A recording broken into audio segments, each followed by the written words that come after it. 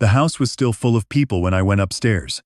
Someone had set the funeral flowers on the piano, and the whole first floor smelled of carnations and warm ham. I sat on the edge of our bed in my black suit and put my hands over my face. That was when I heard it. A small, flat buzzing, coming from inside the wall behind my wife's sewing table. It rang 11 times while I got the panel loose. On the 12th, I lifted out a phone I had never seen in my life, and a man said 4 words I have not been able to put down since. He thought he was speaking to my wife, and that mistake would cost him everything. My name is Wendell Tice. I am 74. I spent 41 years as a switchman and lineman for Keystone Bell. My wife Ruthann and I were married 49 years. We buried her on a Thursday. Before I go any further, tell me in the comments where you are listening from tonight. If stories like this one are for you, the like button and the subscribe button help this channel more than you would think. And if something here ever gives you an hour worth having, there is a thanks button under this video, though there is no obligation, ever. To understand what those 4 words meant, you have to go back with me a while. Ruthann Pell was 19 when I met her, and she was standing in the rain outside the Merritt Falls post office, holding a cardboard box against her hip like it weighed nothing. It was raining hard enough that the gutters were running. I had a company truck and a rain slicker, and no sense, and I pulled over and asked if she wanted a ride. She looked at the truck. She looked at me. She said she would take the ride if I understood it was a ride and not a beginning. I said I understood. I drove her 4 blocks. 53 years later, I was still driving her places. We were married in the spring of 1976 at St. Brigid's on Vine Street, and we bought this house in 1979 for $31,000, and I have never lived anywhere else since. It is a brick 2-story on Cabot Street with a slate walk that heaves every winter and a maple out front that drops enough leaves to fill 9 bags. Ruthann worked 22 years as the secretary at Merritt Falls Elementary, and before that she did 4 years in the county clerk's office, filing deeds. She knew everybody in town. She knew which children came to school in January in a windbreaker. She knew which mothers cried in the parking lot before they came inside. I want to be honest about my marriage, because everything that follows depends on it. We were happy. Not in a large way, not in the way people put on a photograph. We were happy the way 2 people are happy, when they have worked out, over decades, exactly how much space the other one needs. She read at night, I did not. I made the coffee in the morning, because she said I made it right, and I never told her I made it exactly the way her mother had, because I had watched her mother do it once in 1974, and never forgot. She put a pinch of salt in cocoa. She hummed when she was worried, and did not know she was doing it. She kept her hands busy her whole life. Quilts, mostly. 61 of them over the years, and she gave away every single one. And when I came home sore about something a foreman had done, she would look up over her glasses and say, "The old lion does not run the ridge. He lies down at the water and waits, because everything has to drink." I never asked her where she got that. I assumed it came from her mother. I know better now. And she had 2 habits I never questioned. Because a marriage is built out of things you agree not to question. The first was Tuesday. Every Tuesday morning, Ruthann drove to Ford City and did what she called her errands, and she was gone about 3 hours, and she came back with a bakery box maybe half the time. In 49 years, I never once went with her. Not because she forbade it, because Tuesday was hers, and I had my Saturdays at the volunteer fire hall, and that seemed fair. The second was the 14th. On the 14th of every month, my wife went to bed early with a headache. She would go up around 8:45, and she would close the bedroom door, which she did not otherwise do, and by 10, she would come down again in her robe and sit with me and watch the end of whatever I had on. She did that for 30 years, 360 times, give or take. I used to joke that her head kept a calendar. She would smile at that and say something about barometric pressure and change the subject, and I let her change it, every time, for 30 years. I have gone over that in my mind more nights than I want to admit. Not the lying, the letting. She died on a Sunday in October, in the kitchen, at 72 years old. It was a stroke, and it was fast, and the medic told me later that she would not have felt more than a few seconds of it. She had been standing at the sink, rinsing a colander of green beans. The last thing she said to me was that the water pressure was down again, and I ought to call somebody. 41 years in telephone work, and my wife's last words to me were about the plumbing. I have decided that is the most Ruth Ann thing that could have happened, and some days it makes me laugh, and some days it does not. We buried her on Thursday the 12th. The church was full, which did not surprise me, because half of Merritt Falls had been through her office as children. My daughter Corinne read the 23rd Psalm and got through it. My son Garrett came in from Toledo with a black tie he had bought at the airport, and he stood at the back and cried, the way men cry when they have not practiced, in ugly short bursts, with his fist against his mouth. And my grandson Nolan, who is 9, sat in the front pew between his parents in a clip-on tie and did not cry at all, which worried me more than anything else that week. Nolan Dunleavy is a small, watchful boy. He has asthma, the real kind, the kind that put him in Armstrong County Memorial twice before he was 6. He carries a rescue inhaler in a blue nylon case with a carabiner, and he checks the dose counter, the way other boys check their pockets for money. He collects bottle caps. He had 412 of them last summer, sorted in a fishing tackle box by color, and he could tell you where every one came from. He called Ruth Ann Nan. Nobody else ever called her that. She let him, and only him, and when he came over on Saturdays, she would sit on the floor with her bad knees and sort caps with him for 2 hours at a stretch. At the funeral, he held that tackle box on his lap through the entire service. He would not put it under the pew. After the burial, everyone came back to the house on Cabot Street. My sister-in-law took over the kitchen. There were 40 people in my living room eating off paper plates and telling me stories about my wife that I already knew, and I stood there and nodded and said thank you until my face hurt. Around 2 o'clock, I went to find a bathroom that did not have somebody in front of it, and that is how I ended up on the 2nd floor, and that is how I saw the sewing room. My son-in-law Brock was standing in the middle of it, with the drawers of Ruth Ann's sewing table pulled out and stacked on the ironing board. Brock Dunleavy is 47, and he sells commercial flooring, and he has one of those handshakes that is meant to be remembered. He had his suit jacket off and his sleeves pushed up. On the floor around him were spools, seam binding, a plastic case of bobbins, and paper. A lot of paper. Ruth Ann's paper. He had her recipe cards fanned out, and he was going through them one at a time, like a man dealing cards. I said his name. He turned around, and he was not embarrassed, and that is the part I keep. He was not embarrassed at all.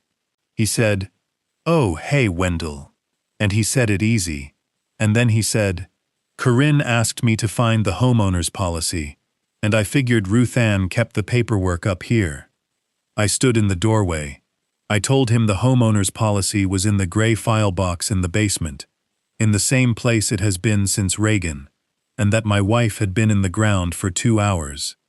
He said, "Right, no, of course, sorry." and he said sorry twice more, and started jamming the drawers back in wrong, the way a man does when he wants to be finished. On his way past, he put his hand on my shoulder and squeezed it, and told me she was a hell of a lady.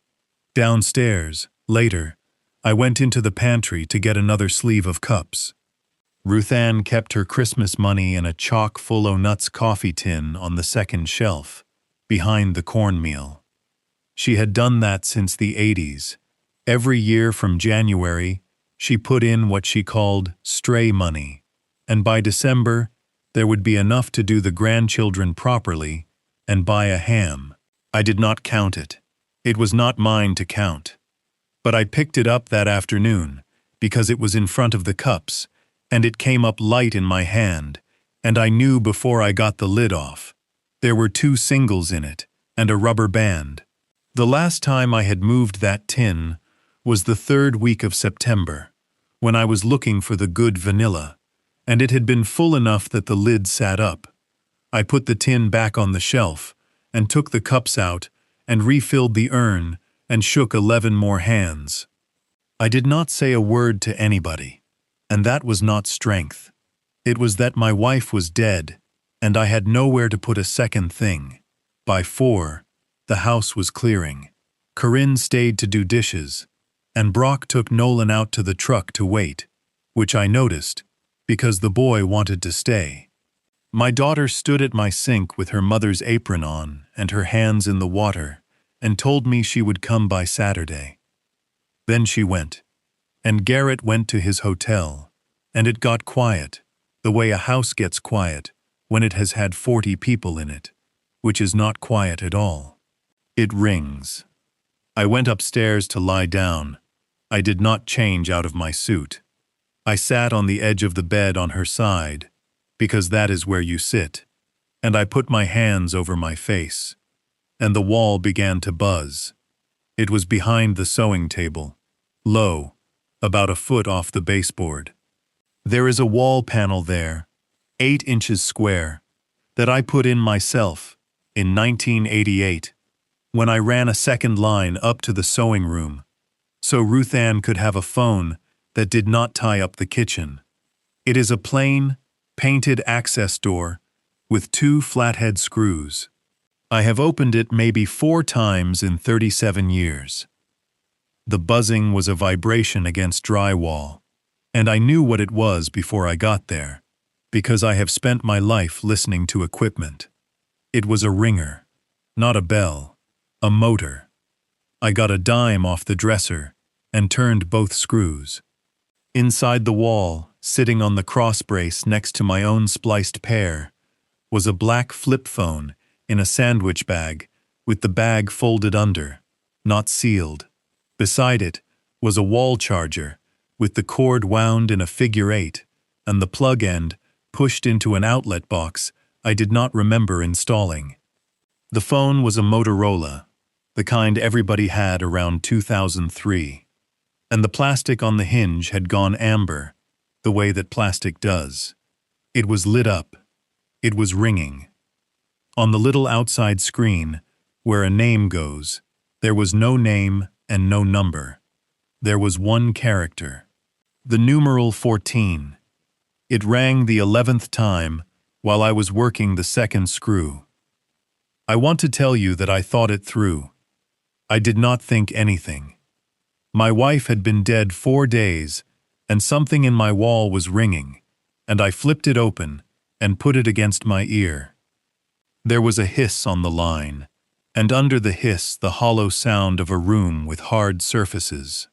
A man cleared his throat. Not an old man, somewhere in his 50s, unhurried, the voice of somebody who makes calls for a living. He said, "Ruth Ann, is he safe?" I did not answer.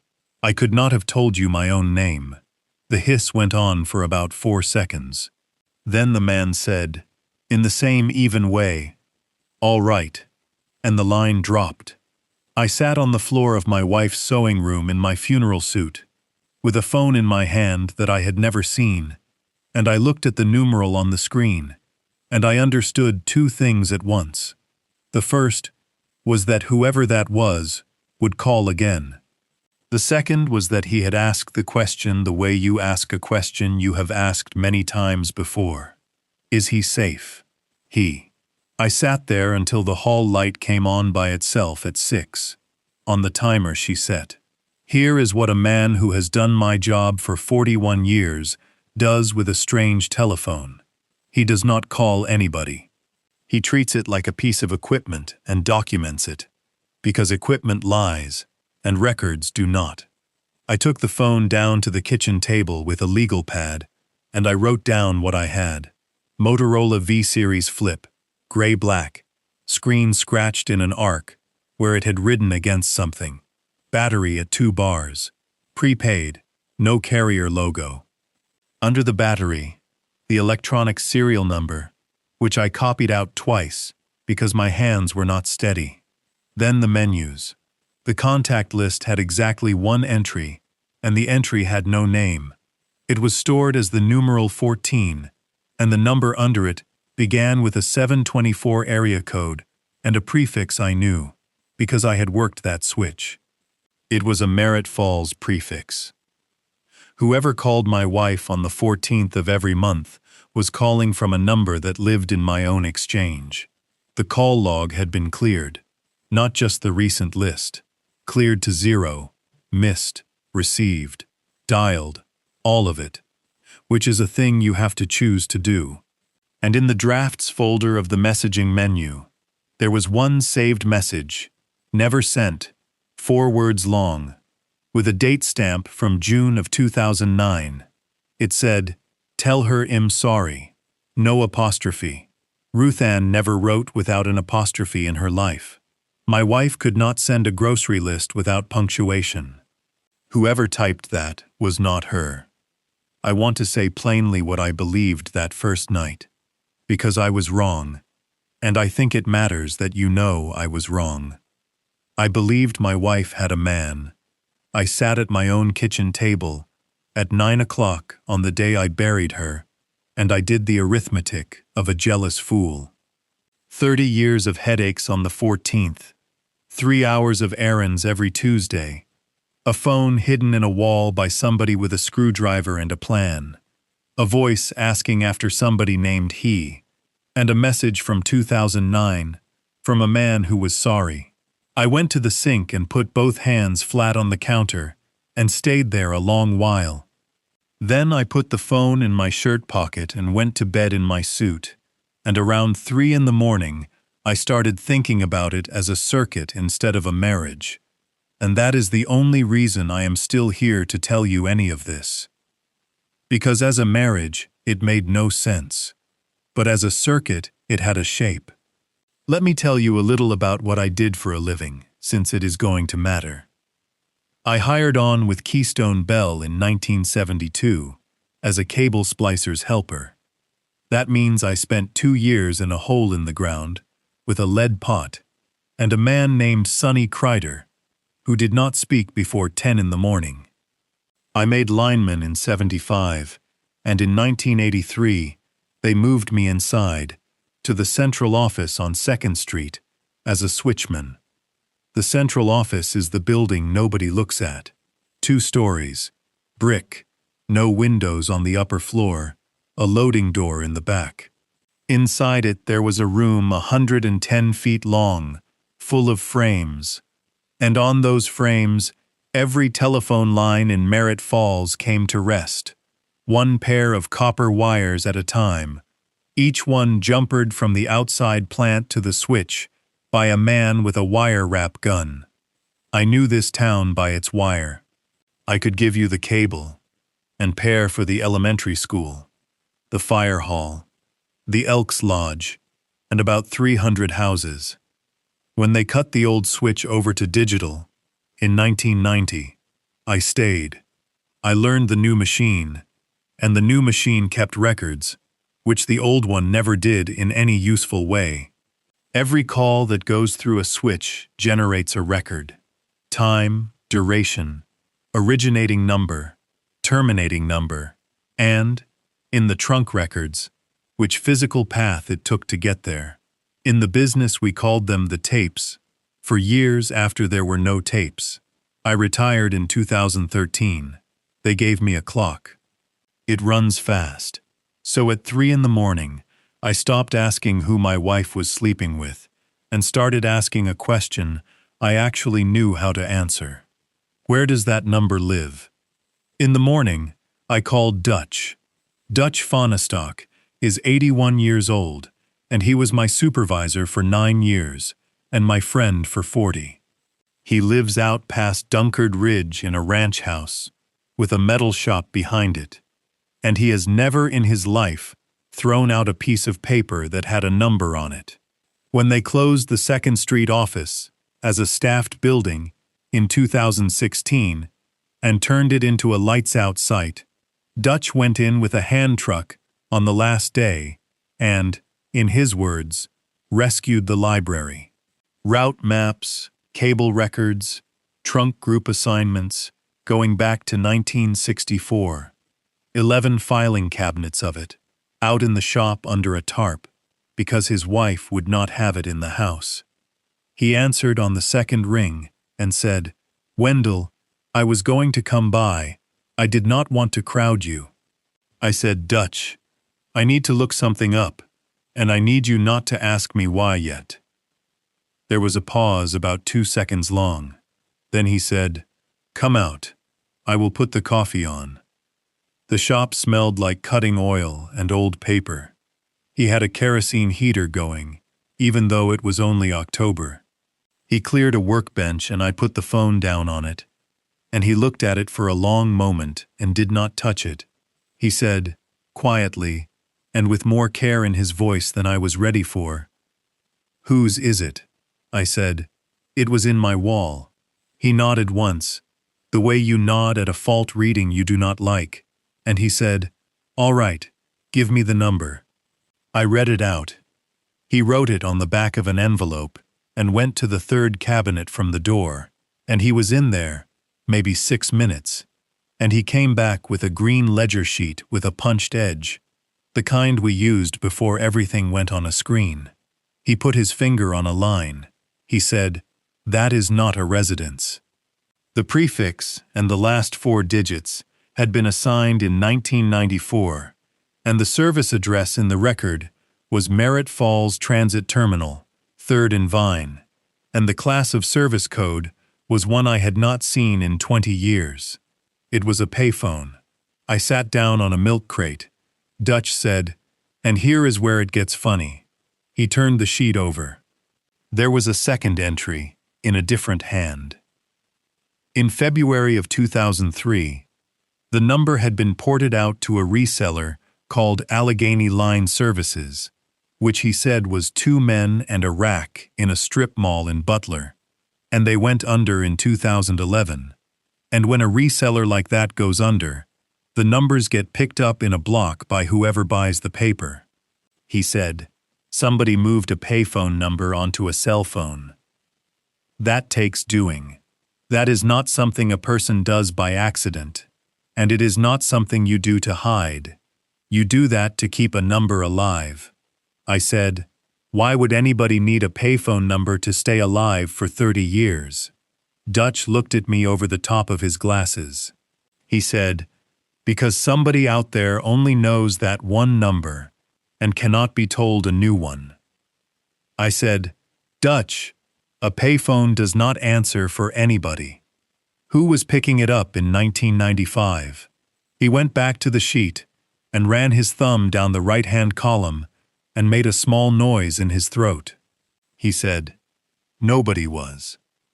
Look at the class code. That is not the coin line.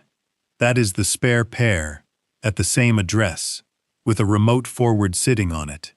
And a remote forward sends a call anywhere you point it and can be repointed on a Tuesday afternoon by a girl at a desk." He said, "Whoever set that up did not want a telephone anywhere. They wanted a doorbell they could hang on a different house every year. And in 2003, when we were pulling the booths out from under them, somebody paid a reseller good money to keep the doorbell. That was the first turn. A man does not think of a payphone as belonging to anybody. That is the point of one. It is a number you can give to a person who has nothing, and no address, and no reason to trust you. I drove home the long way, down along the river, past the transit terminal, which is now a place that sells vape cartridges and money orders. The bank of payphones came out of the side wall in 2006. You can still see the 4 sets of anchor bolts in the brick. That night, I went back into Ruth Ann's sewing room, and I did what I should have done the first day, which was look at it as a room instead of as a shrine. Her sewing table is a Singer cabinet from 1958 that belonged to her mother.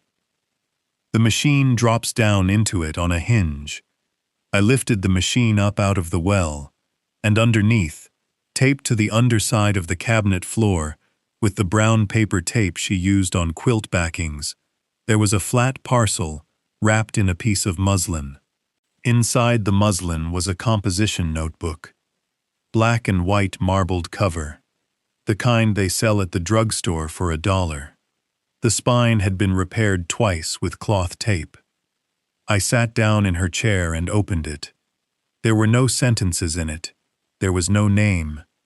There were columns, ruled in by hand with a straight edge, and my wife's small square handwriting, and it started on the first page with a date in March of 1995, and it ran to a date in September of this year, 3 weeks before she died.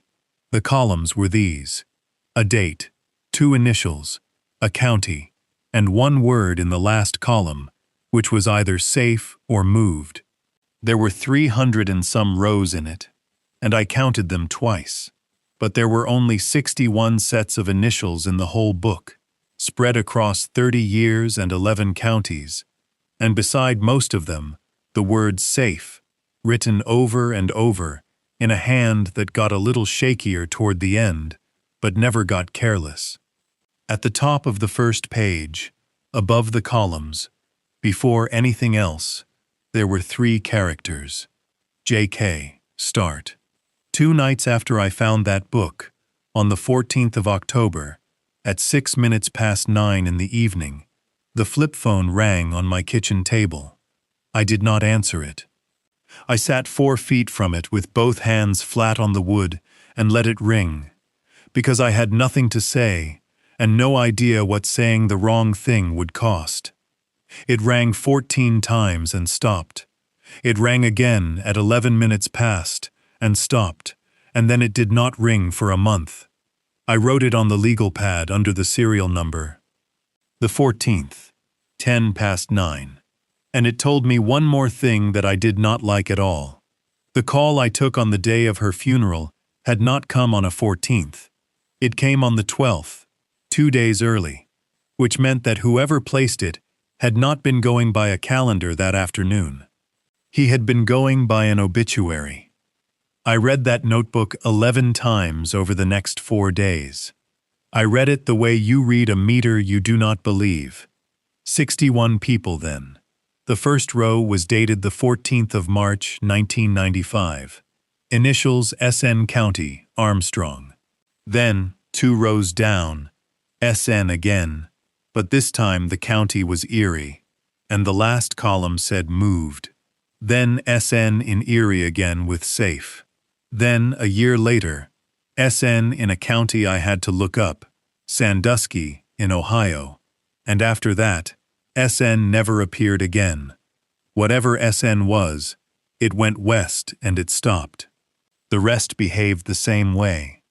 A set of initials would appear, sometimes 3 or 4 times over a year or 2, walking across the map, and then it would end. Some in Ohio, some in North Carolina, 2 in Maine. One set, DR, appeared 11 times over 6 years and stopped in Grundy County, Missouri, in 2004. And every single date in that book, all 300 and some of them, was the 14th of a month. Now I want to tell you about the worst thing I did in the whole of this, because if I leave it out, then the rest is not true. On the 9th row of the second page, there were the initials EG, and I knew an EG. Errol Ganoe drove for the transit company out of the terminal at 3rd and Vine for 29 years. He ran the 340 to Erie, up through Clarion and Franklin, 5 days a week. He was a big, soft, slow-talking man with a laugh that got away from him, and he and Ruth Ann had known each other since high school. He used to come by the elementary school in the afternoons on his layover and drink coffee in the office with the secretaries. Everybody knew that. It was nothing.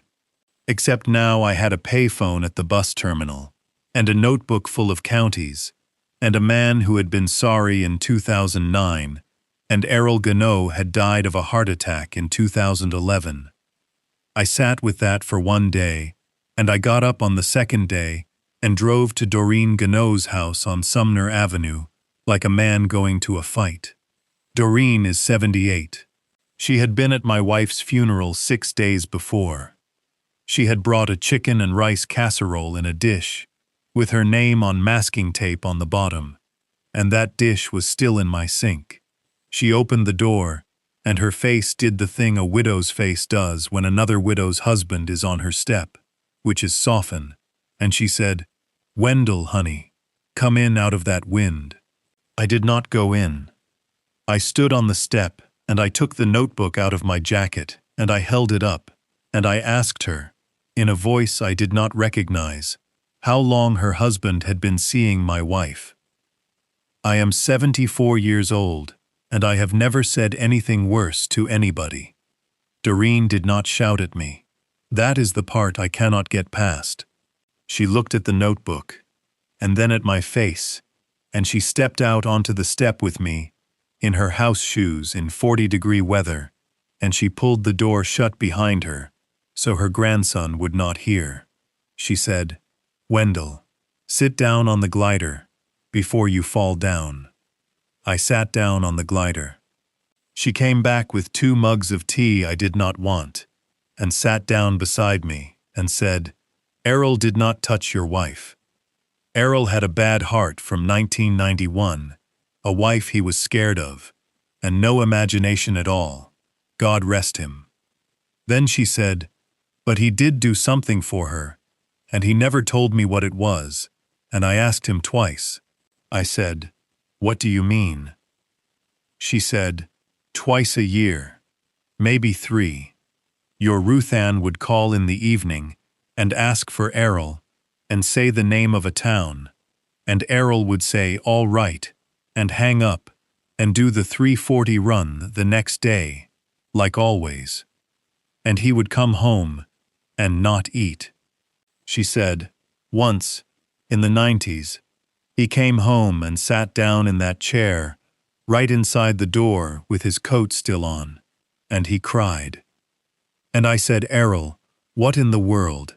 And he said, 'Doreen, I do not want to talk about it.' And I said, 'You will talk about it.' And he said, 'There was a girl on my bus today, with a baby and a black eye, and $11, and I did not take her fare.'" Duran looked out at Sumner Avenue. She said, "He did that for years. I thought he was just soft. I thought Ruth Ann Tice was calling him because she was soft too, and they were a pair of soft people. Wendell, look at me. Whatever you have got in that book, it is not what you came here thinking it is." I apologized to her. It took a while. She let me do it, and then she told me to bring her dish back when I got around to it, and she went in and shut the door, and I sat on her glider until the tea went cold. So there it is. 12 days after I buried my wife, I stood on a widow's porch and accused her dead husband of adultery, and I was wrong, and being wrong is the only reason I got the next piece, because Doreen Ganoe had just told me what the 14th was for. A woman with a baby, and a black eye, and $11. E.G. was not a lover in that notebook. E.G. was not one of the 61 at all.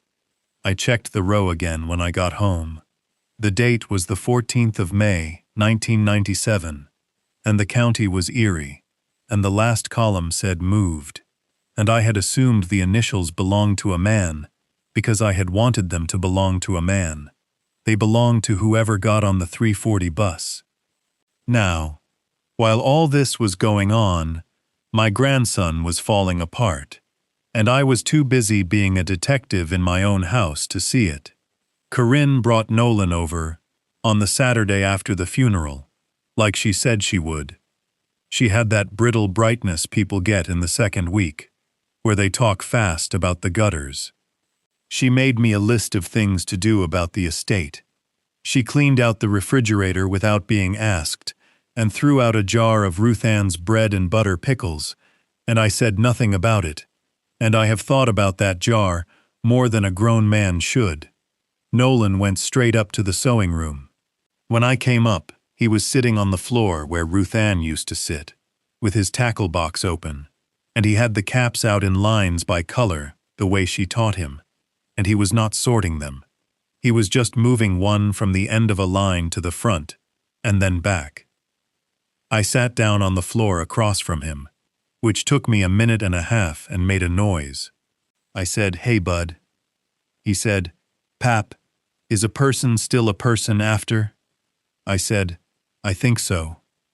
I said I did not know how it worked, and that anybody who told him they knew for certain was selling something, but that I had a feeling about it, and my feeling was yes. He nodded, like that was an acceptable answer from an engineer. Then he said, without looking up, "A man at school knew Nan died." I said, "Well, sure, honey. It was in the paper. Everybody in this town knew your Nan." He said, "No." He said it in a flat, tired way that I did not like at all. He said, "A man in a gray truck at the pickup line on Tuesday." He rolled the window down and he said, "Are you Nolan?" And I said yes, because you are supposed to say yes when a grown-up asks your name. And he said, "I was sorry to hear about your Nan, Ruth Ann." And then he said, "Do you know if your Nan wrote things down? I want to be precise about what happened in my chest, because I have had a heart event, and this was not that. It was colder.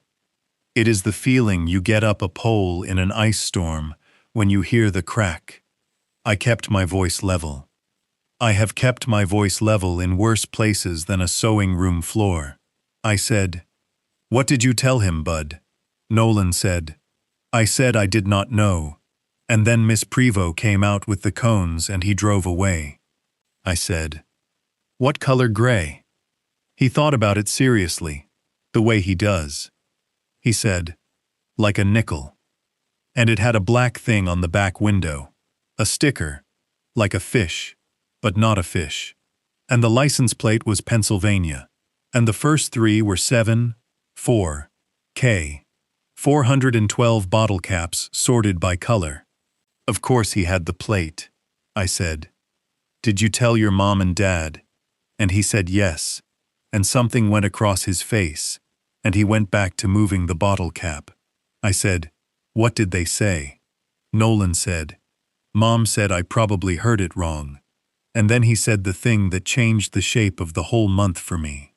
He said it in the same flat voice, sorting caps, 9 years old. He said, "Dad did not say anything.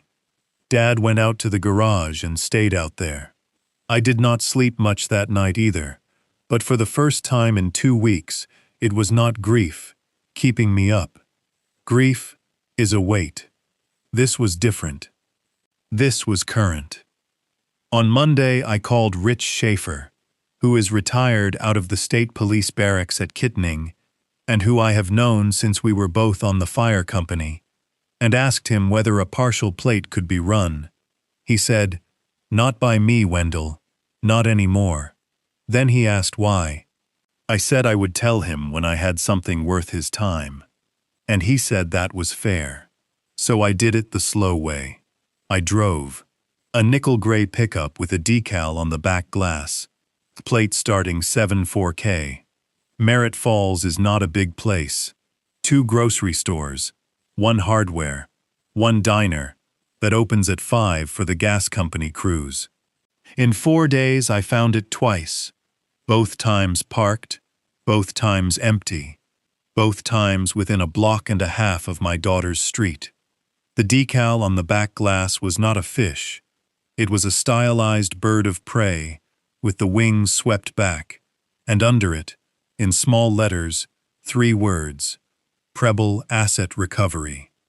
I wrote that down, and I sat in my truck in the lot behind the hardware store for a long time, because I did not know what to do with it yet, and because something in my head had already gone to my son-in-law's garage, and I did not want it to. Here is what I knew about Brock Dunleavy before any of this started. He married my daughter in 2012. He sells commercial flooring out of Cranberry, and does all right at it.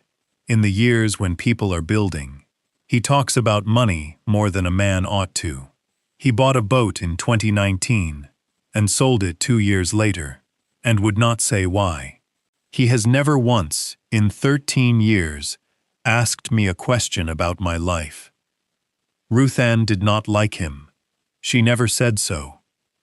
In 49 years, my wife said one unkind thing about a person in my hearing, and it was not about Brock. But she watched him. When he was in a room, she tracked him the way you track weather. The Wednesday after I found the truck, I went by Corinne's house at 11 in the morning, which is a time nobody expects anybody. There was a new truck in the driveway, a 2024 3/4-ton black, with the towing package and the leather. Sticker on those is north of $80,000. Brock came out onto the porch with a coffee cup and told me Corinne was at work, which I knew, and I said I had come to drop off a box of Ruth Ann's things for Nolan, which was true, and he took the box and set it inside the door without opening it. I nodded at the driveway and asked him when he got the new one. He said, "Couple weeks back. Traded up." I said, "That is a nice piece of equipment. Business must be good."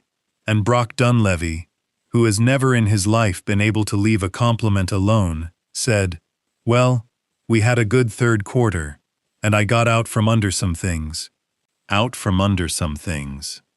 I said, "That is a fine way to be," and I went home. That afternoon, I did something I am not proud of, and would do again. Corinne keeps a spare key to their house, in a magnetic box, inside the wheel well of the gas grill, on the back deck.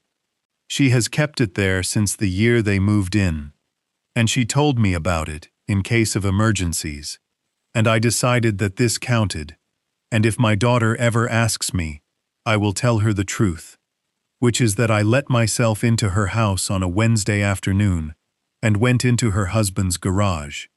The garage was clean. That was the first thing. Brock's garage had been a disaster for 13 years, and now there were shelves. The new truck was not in it. His old work vehicle, a white extended cab, was, and it was unlocked, because nobody locks anything in Merritt Falls. In the door pocket there was a McDonald's bag, a tire gauge, and a plastic sleeve of business cards held with a rubber band, the kind salesmen collect at a trade show. I went through them at the kitchen table with my coat on. 41 cards. Flooring suppliers, a mortgage guy, a fellow who does epoxy, an orthodontist, and one card, thicker stock than the others, matte black, with a bird of prey embossed on it in dull silver. Hoyt Preble. Preble Asset Recovery. Skip Tracing. Judgment Recovery. Locates, discreet. Statewide. 30 years. On the back, in ballpoint, in a hand that was not Brock's, somebody had written a figure. 41,300. And under it, 2 letters and a date. PD. And the 4th of October. The 4th of October is 4 days before my wife died. Paid. I put the cards back in the sleeve, and I put the sleeve back in the door pocket, and I put the key back in the magnetic box under the grill, and I drove home with my hands at 10 and 2 like a student driver, because I did not trust myself to do anything else with them. Now, I had a choice at that point, and I want to be honest that I made the wrong one, or at least the dangerous one. The right thing was to take a payphone number, a notebook of initials, a partial plate, and a business card with a dollar figure on the back to Rich Schaefer, and let him tell me it was not enough. Because it was not enough. I knew it was not enough. A man buys a truck. A man has a debt and pays it. A man in a gray pickup talks to a kid at a school. There is not one line in that anybody could act on, and I have watched enough of this world go by to know that when an old man walks into an office with a notebook and a theory, they are kind to him, and they write it down, and then it is Thursday, and everybody has a shift to finish. So I decided to go and look at Hoyt Preble myself. Preble Asset Recovery works out of the second floor of the old Fidelity Building on Market Street in Kittening, above a title company. There is no sign on the street. There is a name in the lobby directory and an elevator with a folding brass gate that they never took out. I got a haircut first, and put on the gray suit and Ruth Ann's father's watch, and carried a manila envelope with nothing in it, because a man with an envelope is a man with business. The story was this. My sister's boy went out to Arizona in 1998 over a family argument, and she died in June without seeing him. It is close enough to true things in my life that I could say it without my face doing anything. The office had 4 chairs, a rubber tree, a receptionist about 30, named Kayleen, and a bird of prey, in vinyl, 3 feet across, on the wall behind her. Hoyt Preble came out himself, which I had not expected. He is somewhere around 63, not a big man, hair short, kept in shape in the way of somebody who has decided that being underestimated is expensive. He shook my hand with both of his and asked if I wanted a coffee, and when I said yes, he told Kayleen how I took it before I could, because I had already told her, and he had been listening from the other room. His office had 1 window and 3 walls of maps, Pennsylvania, Ohio, and a big laminated national one, covered in pins and grease pencil, with sheets of acetate hinged over sections and dates in the corners. Some part of me, the part that spent 41 years liking systems, admired it for about 4 seconds. He listened to my story about Arizona, all the way through, without interrupting once. Then he asked me 11 questions. Not about my nephew, about me, where I worked, how long, whether I had a landline still, whether my sister had used the same bank her whole life, whether my nephew had ever had a hunting license. He said, "Mr. Tice, people think finding somebody is about finding them. It is not. Nobody is hiding. 96% of the people I am asked to find are living under their own name, with a phone in their pocket. What people are is unaccounted for. There is a difference. A man who is unaccounted for still buys tires. He still renews something." He leaned back. He said, "Everybody touches the world somewhere. My whole business is knowing where." Then he told me his fee, which was $4,000, and I said I would talk to my wife, and I heard it come out of my mouth, and I did not correct it, and he did not blink. On the way out, I looked at his walls one more time. Between the Ohio map and the window, there was a framed newspaper page. Not a plaque, not an award. A page from a newspaper, yellowed, behind glass, in a black frame, hung at eye height, where a man would see it from his own chair. I only got about 3 seconds on it. It was from the Merritt Falls Sentinel. The date was March of 1995. The headline across the top of the page was about a bridge inspection. But the article that had been centered in the frame, the one the frame was built around, was down in the left column, and it had a photograph of a young woman with her hair up, and the type under it was too small to read from where I was. I did not understand it that day. I want that on the record. I stood 4 feet from the answer, with my hat in my hand, and I did not understand a thing. Hoyt Preble walked me to the elevator and pulled the brass gate across himself and told me, in a voice like a man giving directions to a church, that he was sorry about my sister, and that most people wait too long, and that I had done the right thing coming in. That night, I took every bank statement we had out of the gray file box in the basement, and I put them on the dining room table in order. Ruth Ann handled our checking, I handled the mortgage, and the taxes, and the truck. That was the arrangement from 1979, and neither of us ever proposed a change to it. We had paper going back to 1991 in a shoebox, and online records after that, which I printed 60 pages at a time on a machine that ran out of toner twice. And here is what was there, plain as a fence post, for 30 years. On the second Tuesday of every month, a cash withdrawal. $200. Sometimes at the branch in Ford City, sometimes at the drive-thru, twice at a machine in Clarion. $200. Every month. In the month of a 14th. In the week of a 14th. Never a dollar more. 361 of them. $72,200. I sat there in my dining room under the fixture Ruth Ann picked out in 1994. And I did the thing that I imagine most of you would do, which is that I got angry at a dead woman. $72,000. Do you know what we did not do in those 30 years? We did not replace the roof in 2006, when it needed it. We patched it, and I got up there myself at 55 years old, and I should not have.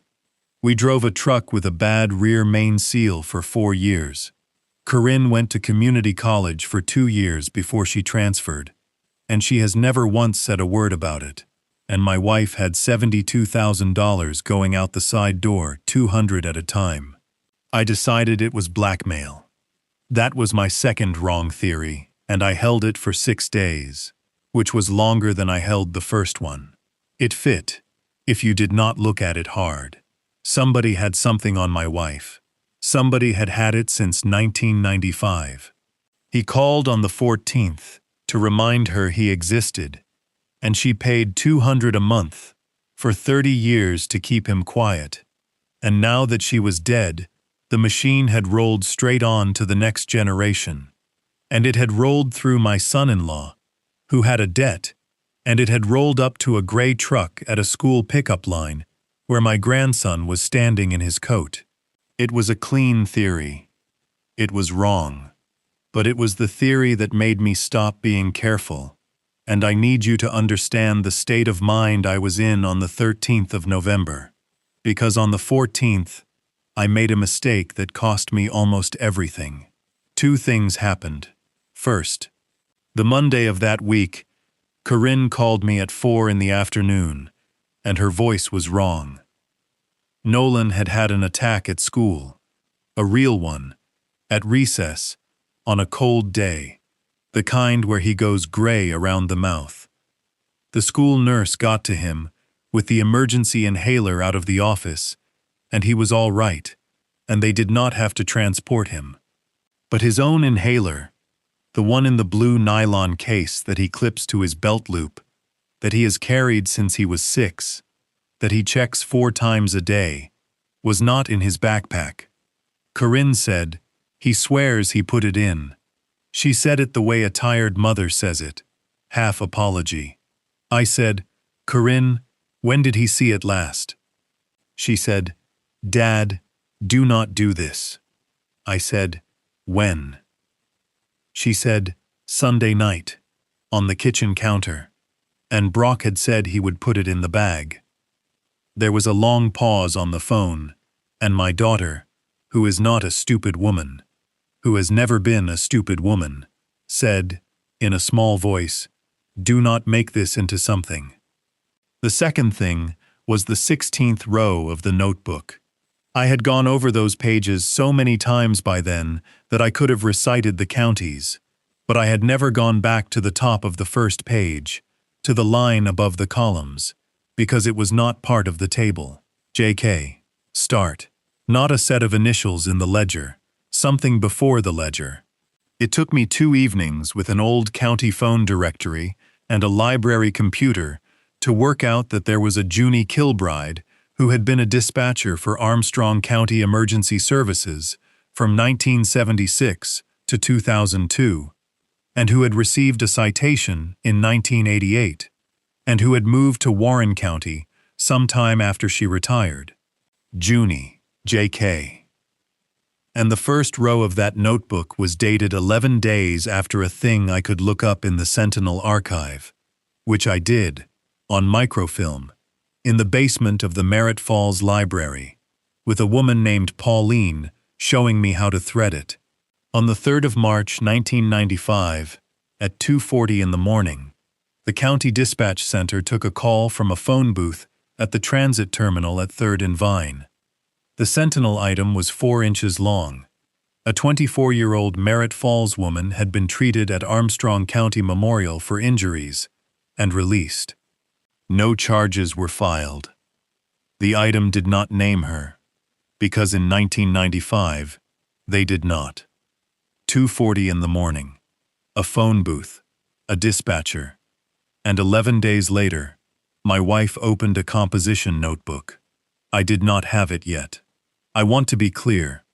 I had a shape, and the shape had a woman in it, and I still thought at the center of that shape there was a man with his hand out. So on the 14th of November, I set my trap. It was not sophisticated. It was what I had. Here is what I did, and I am telling you because it is important that you see it fail. The flip phone was going to ring at 9:10.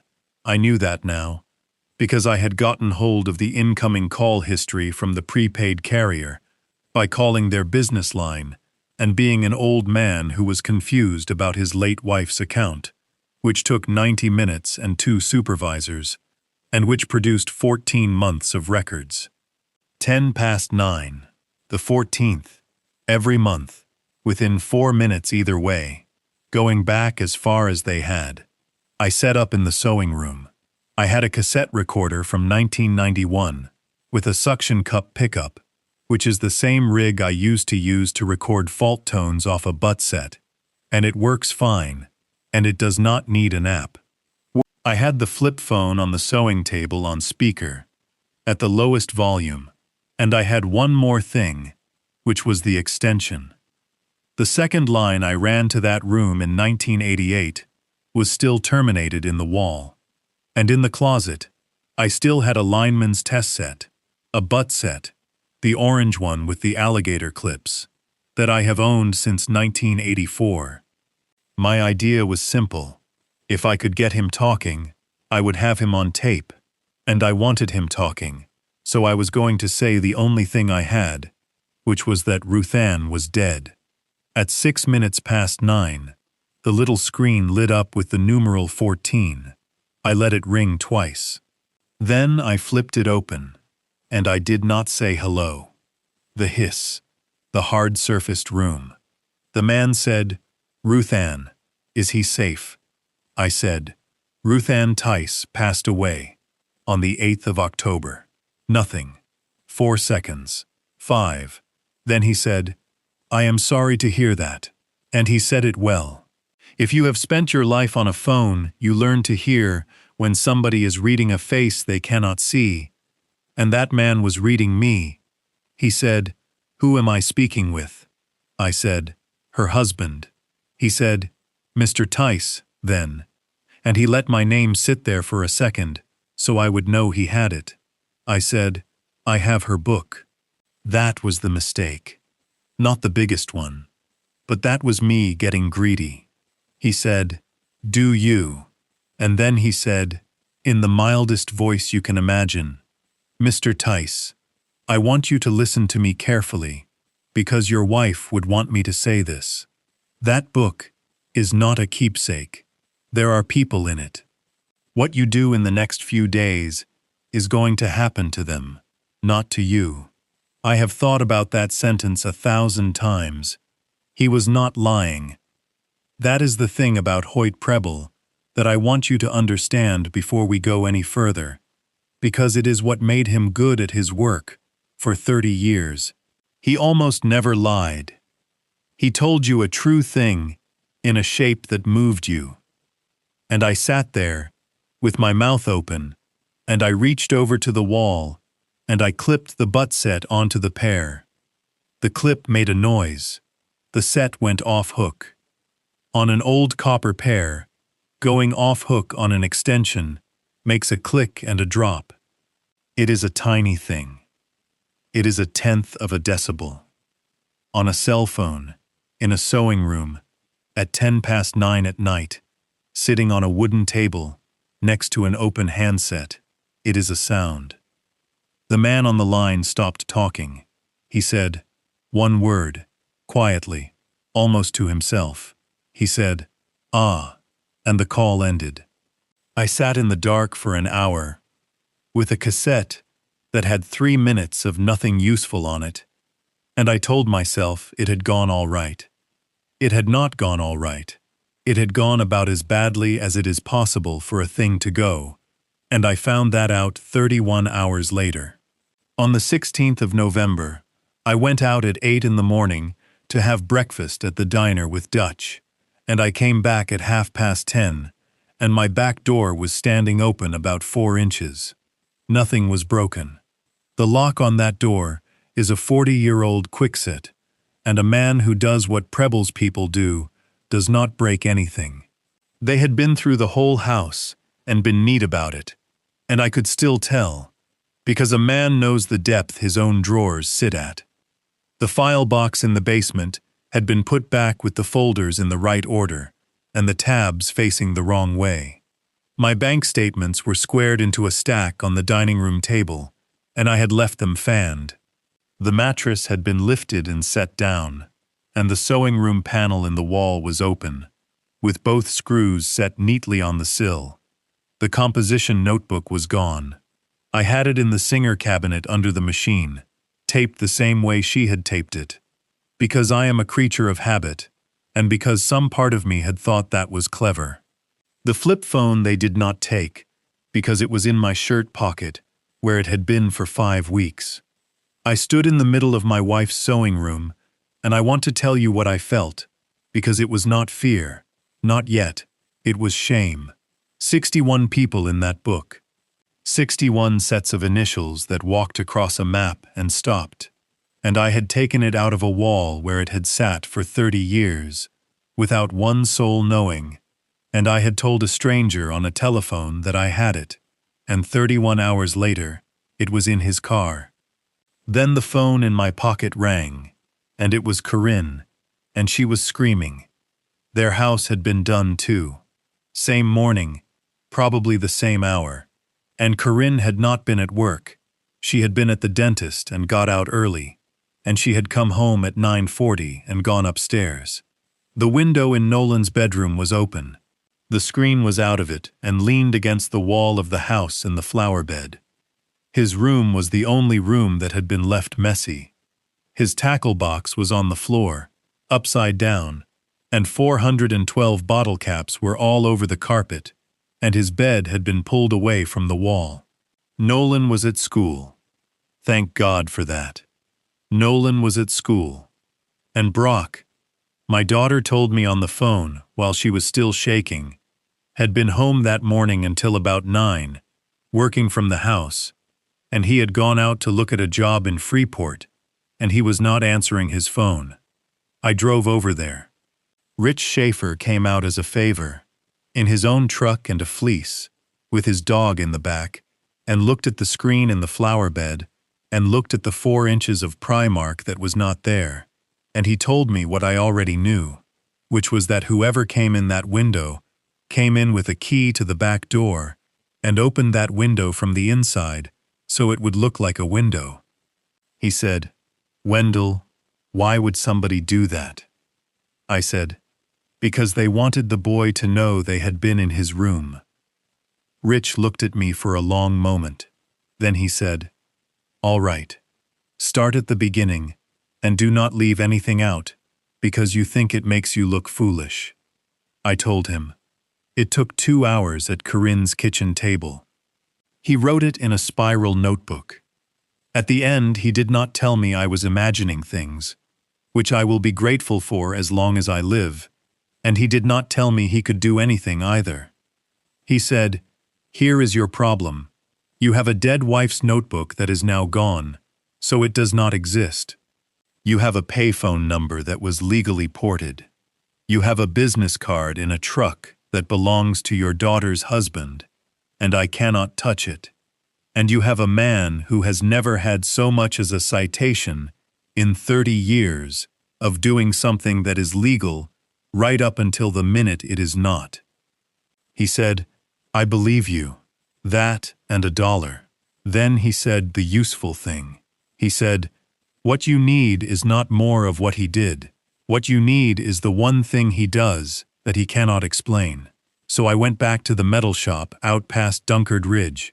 I told Dutch Fonestock all of it. The book, the 200 a month, Errol Gano and the 340 bus, Doreen's porch, the wall of maps, the framed newspaper page, the click of the butt set, and my grandson's bottle caps on the carpet. Dutch listened with his hands wrapped around a mug, and he did not say a word until I was finished. Then he got up and turned the kerosene heater down so he could hear himself think. He said, "You have been chasing the wrong end of the circuit." He said, "You keep asking who was on that line.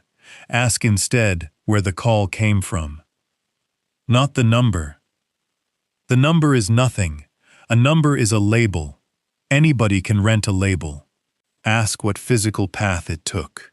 I had the 14 months of records from the prepaid carrier. 14 calls, one a month, and every one of them from a different originating number, which was why I had gotten nowhere. Different numbers, different area codes, 1 from Ohio, 3 from a range I did not know. Dutch put on his glasses and went down the list with a straight edge, and then he went to the 5th cabinet and came back with a binder that said, "Interconnect," on the spine, in his own printing. He said, "Look at these 3 fields. Every one of those 14 calls, no matter what number it claimed to be from, had crossed onto the network through the same trunk group. 14 out of 14. And that trunk group belonged to a small carrier that sells wholesale minutes to businesses that want a lot of outbound numbers, and that carrier's local point of presence for our end of the state is a rack in a building on Market Street in Kittening." Dutch said, "Whoever calls your wife is dressing up in a different shirt every month, but he leaves out of the same door." I said, "Can we get the customer?" Dutch said, "I cannot, and you cannot, and if you did, it would not be worth anything in front of anybody." Then he said, "But I know a girl." He called a woman named Charisse, who is 51, and who Dutch trained in 1999, and who now runs provisioning for the successor company. And Dutch Fonestock has never in 40 years asked anybody for anything, and he asked her. She called back the next afternoon. She would not send anything. She would not put anything in writing. She read 3 lines to Dutch over the phone in the metal shop, while I sat on a milk crate with a legal pad, and what she read was the billing name on the account that owned that block of outbound numbers. Preble Asset Recovery, LLC, Kittening Pa, account opened, May 2021. May of 2021. I said it out loud twice. Dutch had gone very still. Because here is what that meant. And it took me about 10 seconds to get there. And when I got there, I had to put my head down. The calls before May of 2021 had not come from Hoyt Preble. Somebody else had been calling my wife on the 14th of every month for 26 years. Then, in the spring of 2021, that somebody stopped, and Hoyt Preble started, and my wife never knew the difference, because it was the same number on the screen and the same 4 words. For 4.5 years, 54 months, my wife had answered the phone and told the enemy the truth. I drove to Warren County the next morning. It is 2 hours and 20 minutes, and I do not remember any of it. Junie Kilbride's address was a small yellow house on a hill outside Sugar Grove with a ramp built onto the front porch. A man in his 40s was in the yard with a leaf blower. His name was Kurt Kilbride, and he was Junie's nephew, and he told me, standing there with the blower still in his hand, that his aunt had died in March of 2021 at 81 years old. I asked him what happened to her things. He said most of it went in a dumpster. I asked him if there had been a phone, and Kurt Kilbride's face changed, and he looked at the blower, and he said, "Listen, is this about that?" We sat in his kitchen.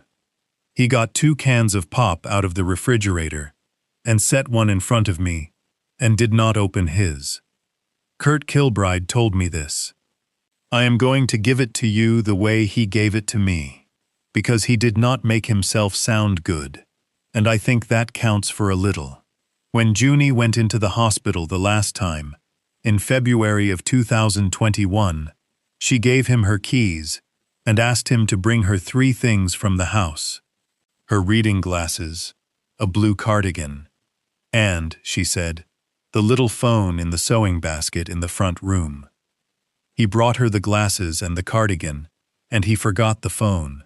She asked again.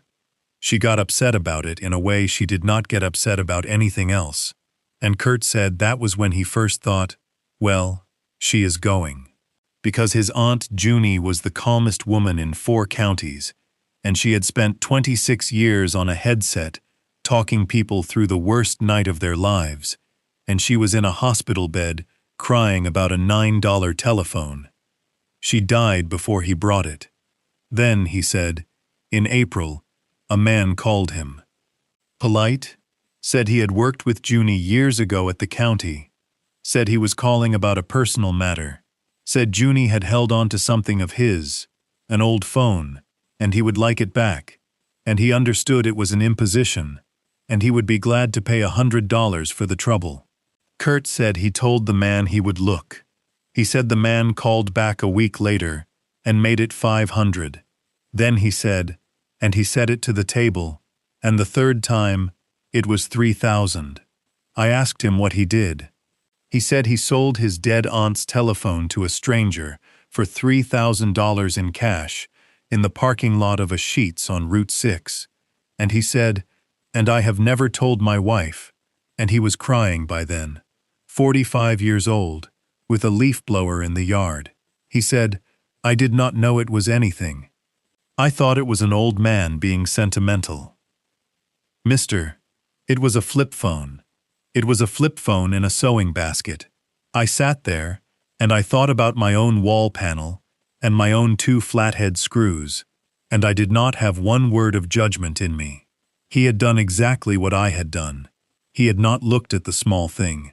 Before I left, he went into the back and came out with a shoebox. He said the only other thing he had kept of hers was her address book, and would I want it? And I said yes. Junie Kilbride's address book had 140 names in it, and 1 page at the back with no names at all. 11 numbers in pencil, erased and rewritten 4 or 5 times over the years, until the paper had gone soft and gray. 6 of the 11 were disconnected. 3 rang and rang. 1 was a funeral home in Bradford. The 11th was answered on the 4th ring by a woman who said, Hello, this is Marva. Marva Saipi is 68, lives in Emlenton, and was a shift supervisor at County Dispatch for 19 years. Junie Kilbride trained her in 1989. I told her my name and my wife's name. There was a silence on that line, long enough that I said hello twice. Then Marva Sipe said, "Oh, honey." "Oh, no." "When?" She was at my kitchen table in Merritt Falls, in under 2 hours. She came in, and she looked around the room the way a person looks around a room they have heard about. And she put her purse down, and she said, "Before anything else, I need to know if it is still in the wall." I put the flip phone on the table. She sat down. She put her hand over her mouth, and she kept it there for a while. And then Marva Sipe told me what my wife had been doing for 30 years, and I am going to tell it to you the way she told it to me, sitting in my kitchen, with the light going down, both of us, with cold coffee. In the winter of 1994 and into 95, the County Dispatch Center had a problem, and the problem was not new, and it was not unique to Armstrong County. It was this. A woman calls at 2 in the morning, a car goes out. Nothing happens, or something small happens, and by Friday, she is back in the house, and in 11 weeks she calls again, and the third time she does not call. Junie Kilbride had been on that headset since 1976. Marva said, Junie kept a list at her station, on an index card of the ones who had stopped calling. It was not official. She kept it because she was not able to not keep it. So Junie did a thing that was against every policy the county had. She started giving out a number. Not a hotline, not a shelter, a payphone at the bus terminal at 3rd and Vine, and a time, and a date, and a name that was not a name. She would say, if it comes to it, on the 14th, 9:10 at night, you go to that phone, and you stand there, and it will ring, and a woman will answer, and that woman does not work for the county, and does not write anything down that has your name in it. And the woman who answered was my wife, Marva said. Junie picked her because she needed somebody who knew every family in Merritt Falls and had never repeated one thing about any of them in 20 years. Here is how it worked, and it was so simple that it lasted 30 years. There was no organization. There was no name for it. There was no office and no money, except what the women in it put in out of their own pockets. There was a chain of people, and each person in the chain only knew the 2 people on either side of them. Ruth Ann was what Junie called a keeper. There were 4 keepers that Marva knew of, and there may have been more. A keeper held one thing, the location. She was the only person who knew where a given woman had actually gone. Everybody else in the chain knew a direction, not an address. The driver knew a bus. The house on the other end knew a first name. The keeper knew the county, and the keeper never wrote the name, only 2 initials, so that if the book were ever taken, it would take a man a year to turn it into an address, and by then everybody in it would be somewhere else. The $200 a month was bus fare, and money orders, and a box at the post office in Ford City, and $40 a month set aside for a box somewhere that she paid for once a year, and Marva never knew where it was. I asked her about the message. I had the phone open on the table, and I turned it around and showed her the drafts folder, and the 4 words in it with no apostrophe, dated June of 2009. Marva looked at it for a while, and then she smiled in a way that had nothing happy in it. She said, "That will be one of them." She said, "They came back sometimes. Not many. 1 or 2 in 30 years. A girl gets on a bus going east instead of west because her mother is dying, and she turns up on Ruth Ann's back step at 11 o'clock at night, and your wife would sit her at this table and feed her and let her hold that phone for an hour, and not let her use it. She said, "Whoever typed that was sitting where I am sitting. Your wife talked her out of sending it, and that is most likely the only reason she is alive." And the 14th was the proof of life.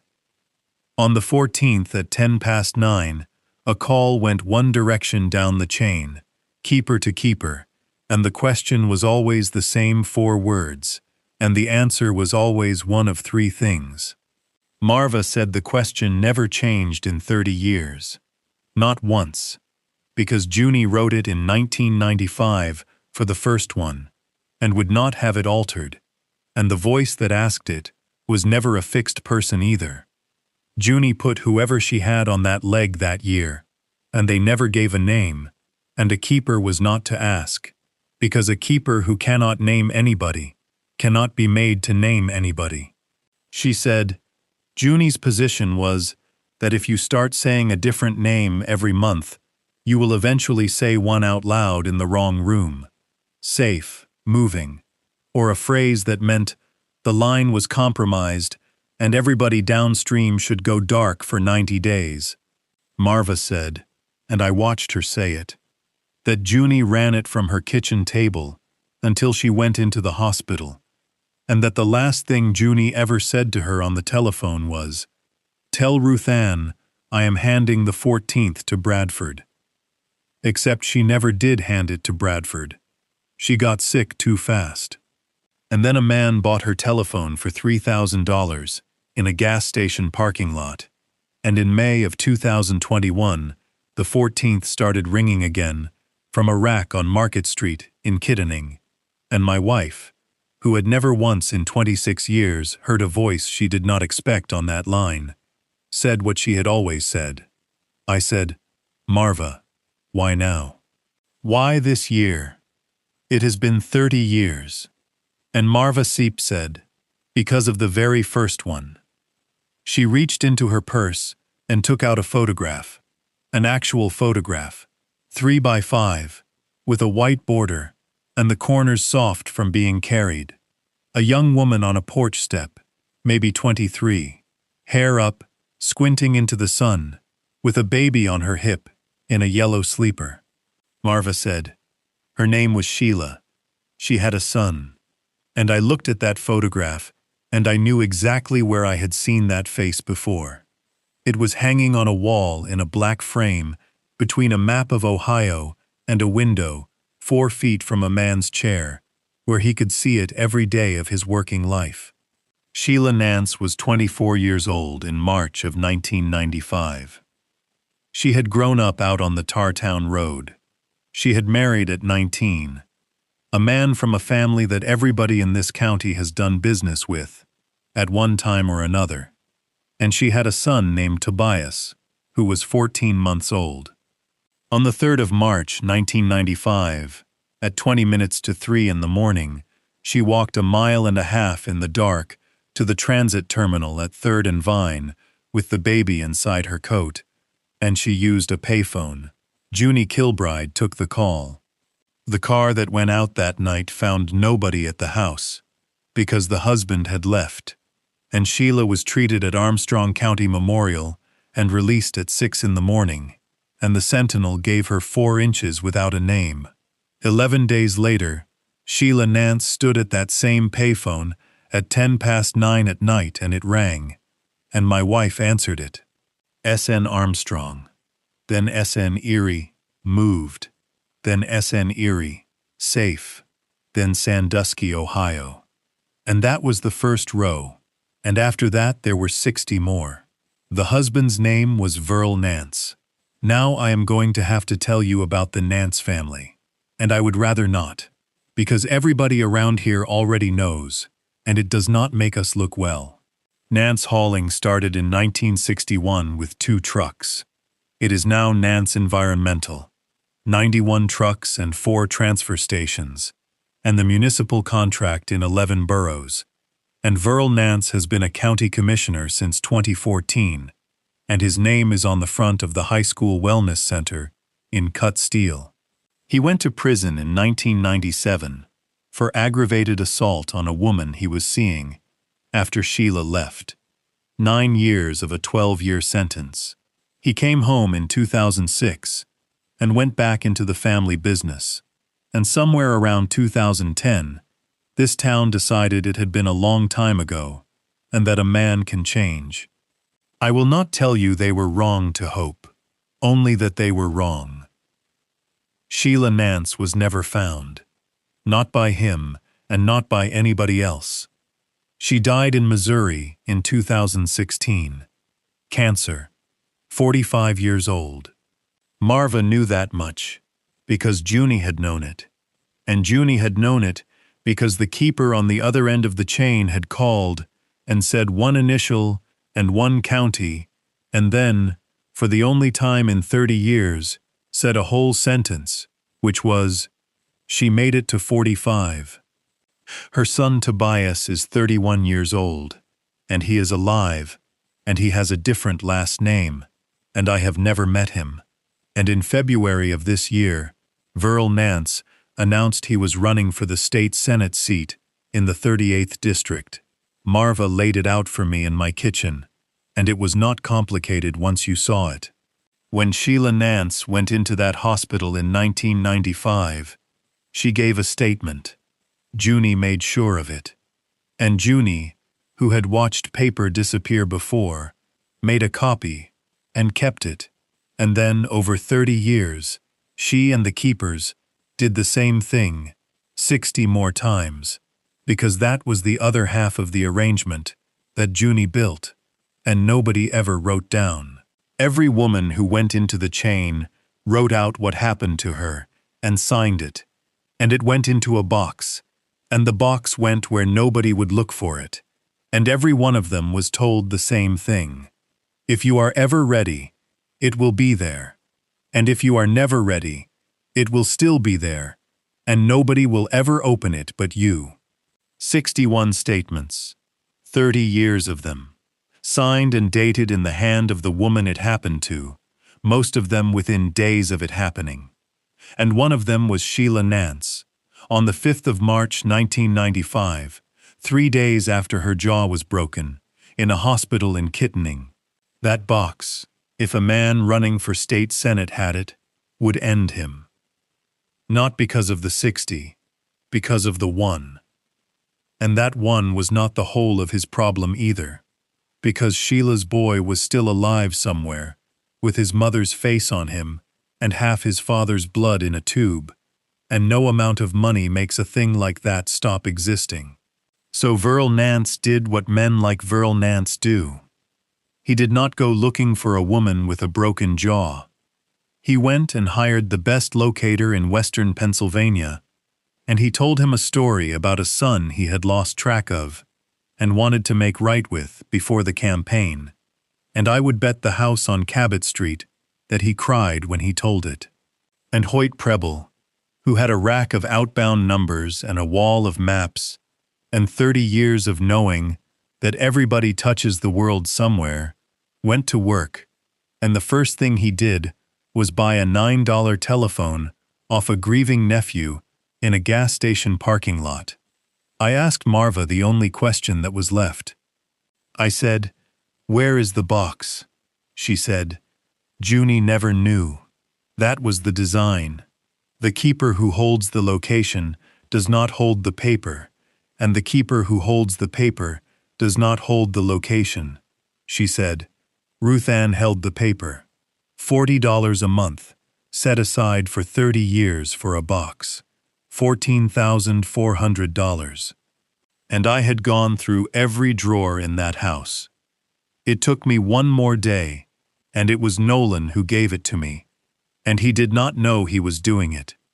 He was at my house Saturday, because Corinne could not stand to have him at theirs, and he was in the sewing room, and he asked me why Nan had a key sewn into a curtain. I said, "What?" He said, "In the summer, when we did the curtains for the porch, she let me use the hem gauge, and there was a key in the bottom of the kitchen curtain, and she said it was a spare for the shed, and I said the shed has a padlock, and she laughed and said, 'You do not miss much, do you?' I went and I cut the hem of my own kitchen curtain open, with a seam ripper, at 4 o'clock on a Saturday afternoon, and a key came out into my hand on a piece of quilting thread. It was not a shed key. It was a flat brass safe deposit key, stamped with a number, no bank name, the way they are.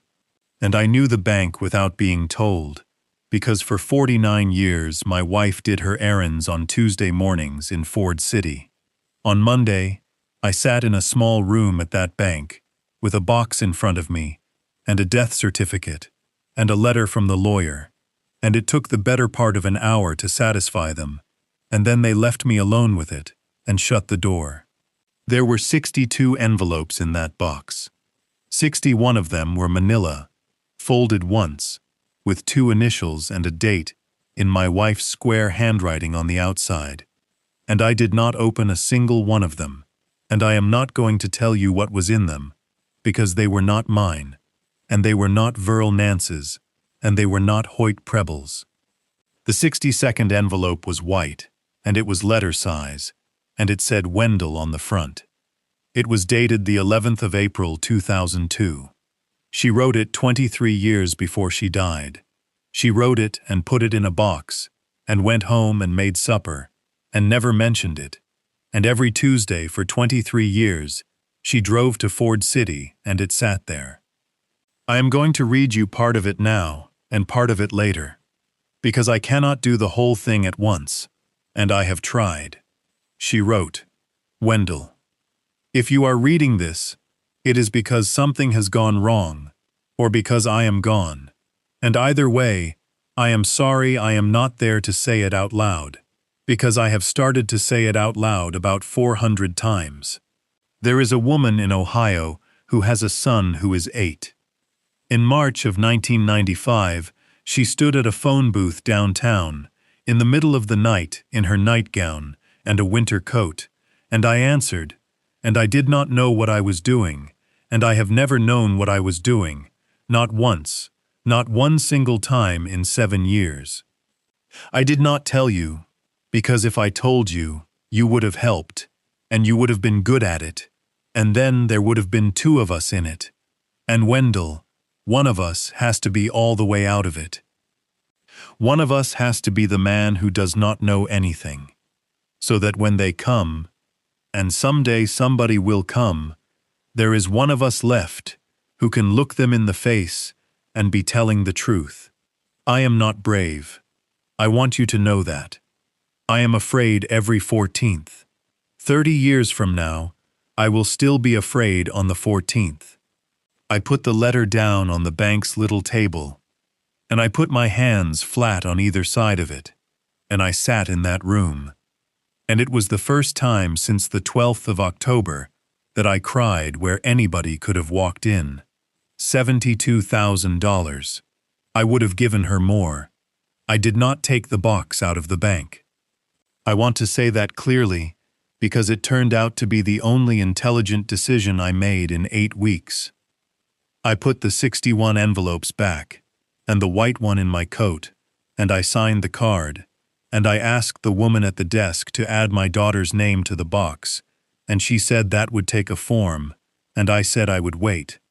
Then I drove to a job site in Freeport and waited for my son-in-law in the parking lot of a strip mall for 2 hours and 10 minutes. Brock came out at 4:40 with a clipboard and a coffee, and he saw my truck, and his whole body changed. That is the thing you cannot practice. He kept walking, and his face put on a smile, and his shoulders had already told me everything. I rolled the window down and I said, "Get in." He said, "Wendell, I have got to get to." I said, "Get in the truck, Brock." He got in. I did not shout at him. I have never in my life gotten anything out of anybody by shouting. I sat with my hands on the wheel, and I looked out the windshield at a dollar store, and I said, "I know about the 41,300. He said nothing for about 8 seconds. Then he said, "That is not what you think it is." I said, "It is a debt you owed, and somebody paid it for you on the 4th of October. He said, It was a settlement. I had a book. It got out of hand. It was one of those apps. It was. And then he stopped, and he put both hands over his face, and my daughter's husband, 47 years old, said into his hands, "They came to the house, Wendell. They came to the house in the daytime." Corinne was at work. I said, "Who?" He said, "One guy." He said, "He was nice." He said, "He was so nice." I want you to notice that. Twice now. From two different men. The same word. Kurt Kilbride said polite. Brock said nice. Nobody threatened anybody.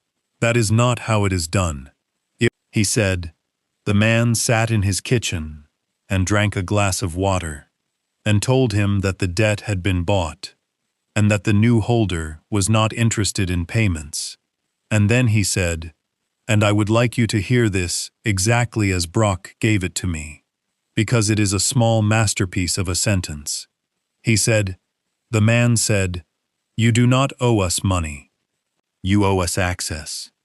And then he told Brock that his wife's mother had a telephone in her house, and that when the old woman passed, which they were sorry to say would not be long, somebody was going to have to know where that phone ended up.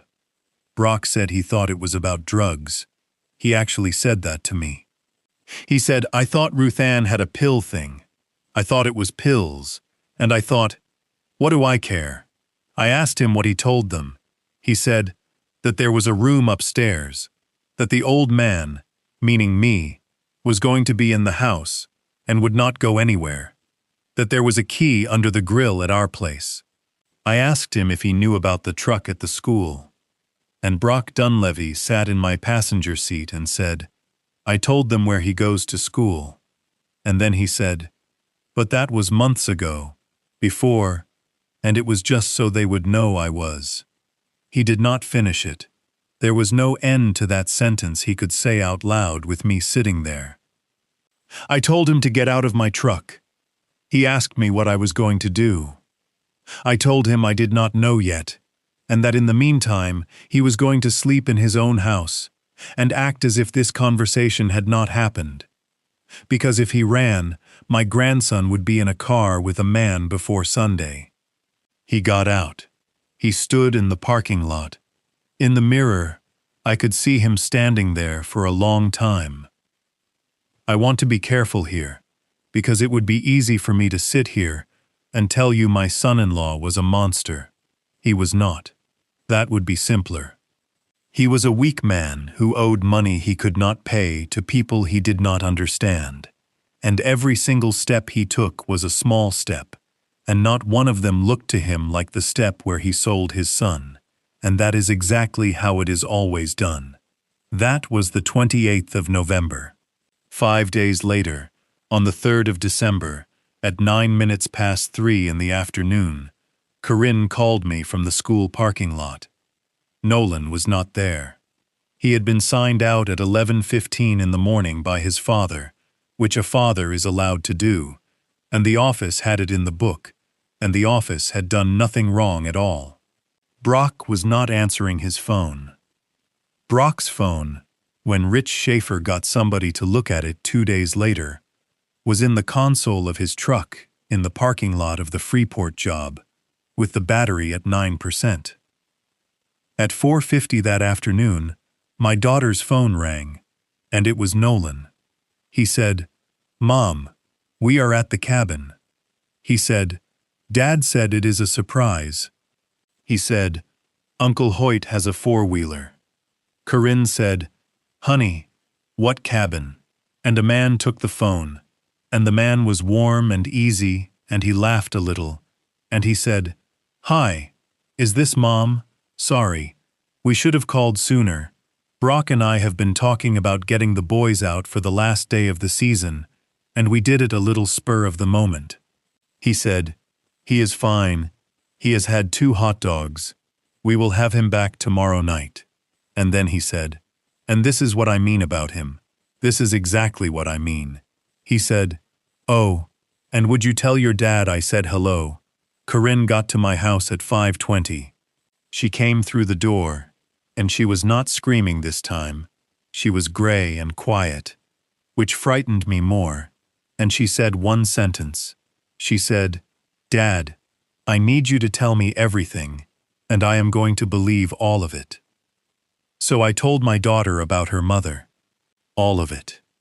The wall panel, the payphone, the notebook, Doreen Gunaway's porch, Junie Kilbride, Marva Sipe, Sheila Nance on a porch step with a baby on her hip, 61 envelopes in a box in Ford City, and the $200 a month.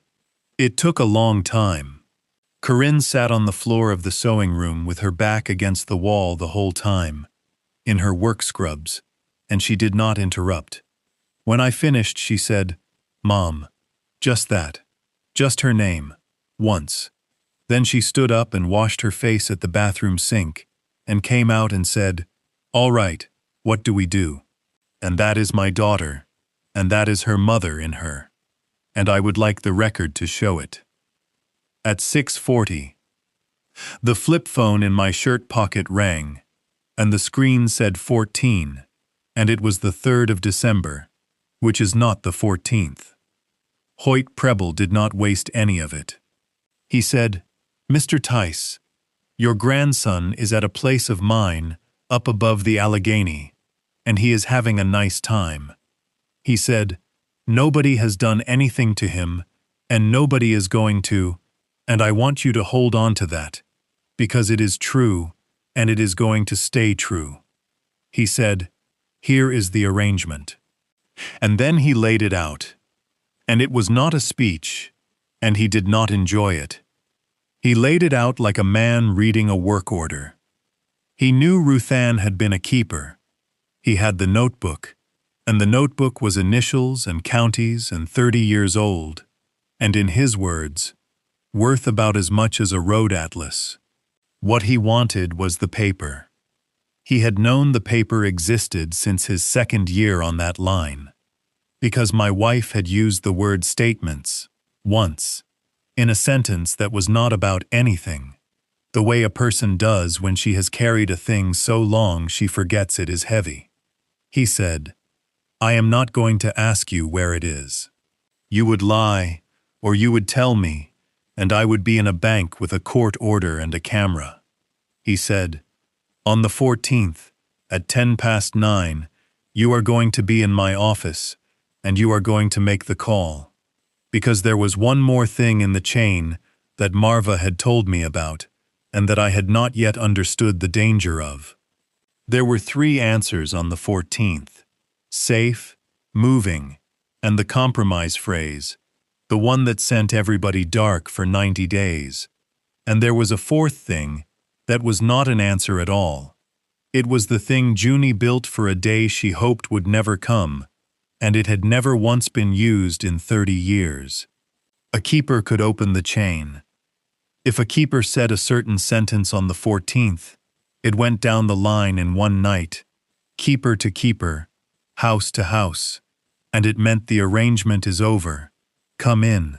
The paper is being released. And it named a time and a place where it would be released. Junie built it because she was 70 years old, and she knew she would not always be there, and she wanted, one day, if it ever got safe, for those 61 women to be able to stand up all at once, instead of one at a time. Hoyt Preble wanted me to use it. 61 women, or as many as were still living and still listening, told on one night to come to one place at 1 hour. Every one of them out from behind 30 years of 2 initials and a county. Every one of them accounted for. And the paper, my wife's 61 envelopes, brought out of a bank and carried by hand into a room where his client's people would be standing.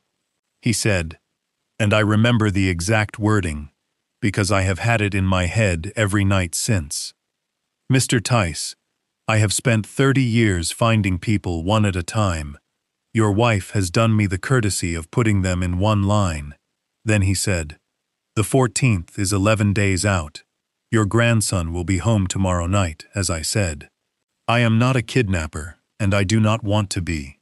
But I want you to understand that I know where he goes to school, I know that Miss Prevost brings the cones out at 2:50, and I know that the boy carries an inhaler, and on the 13th of last month he did not have it, and everybody had a bad afternoon.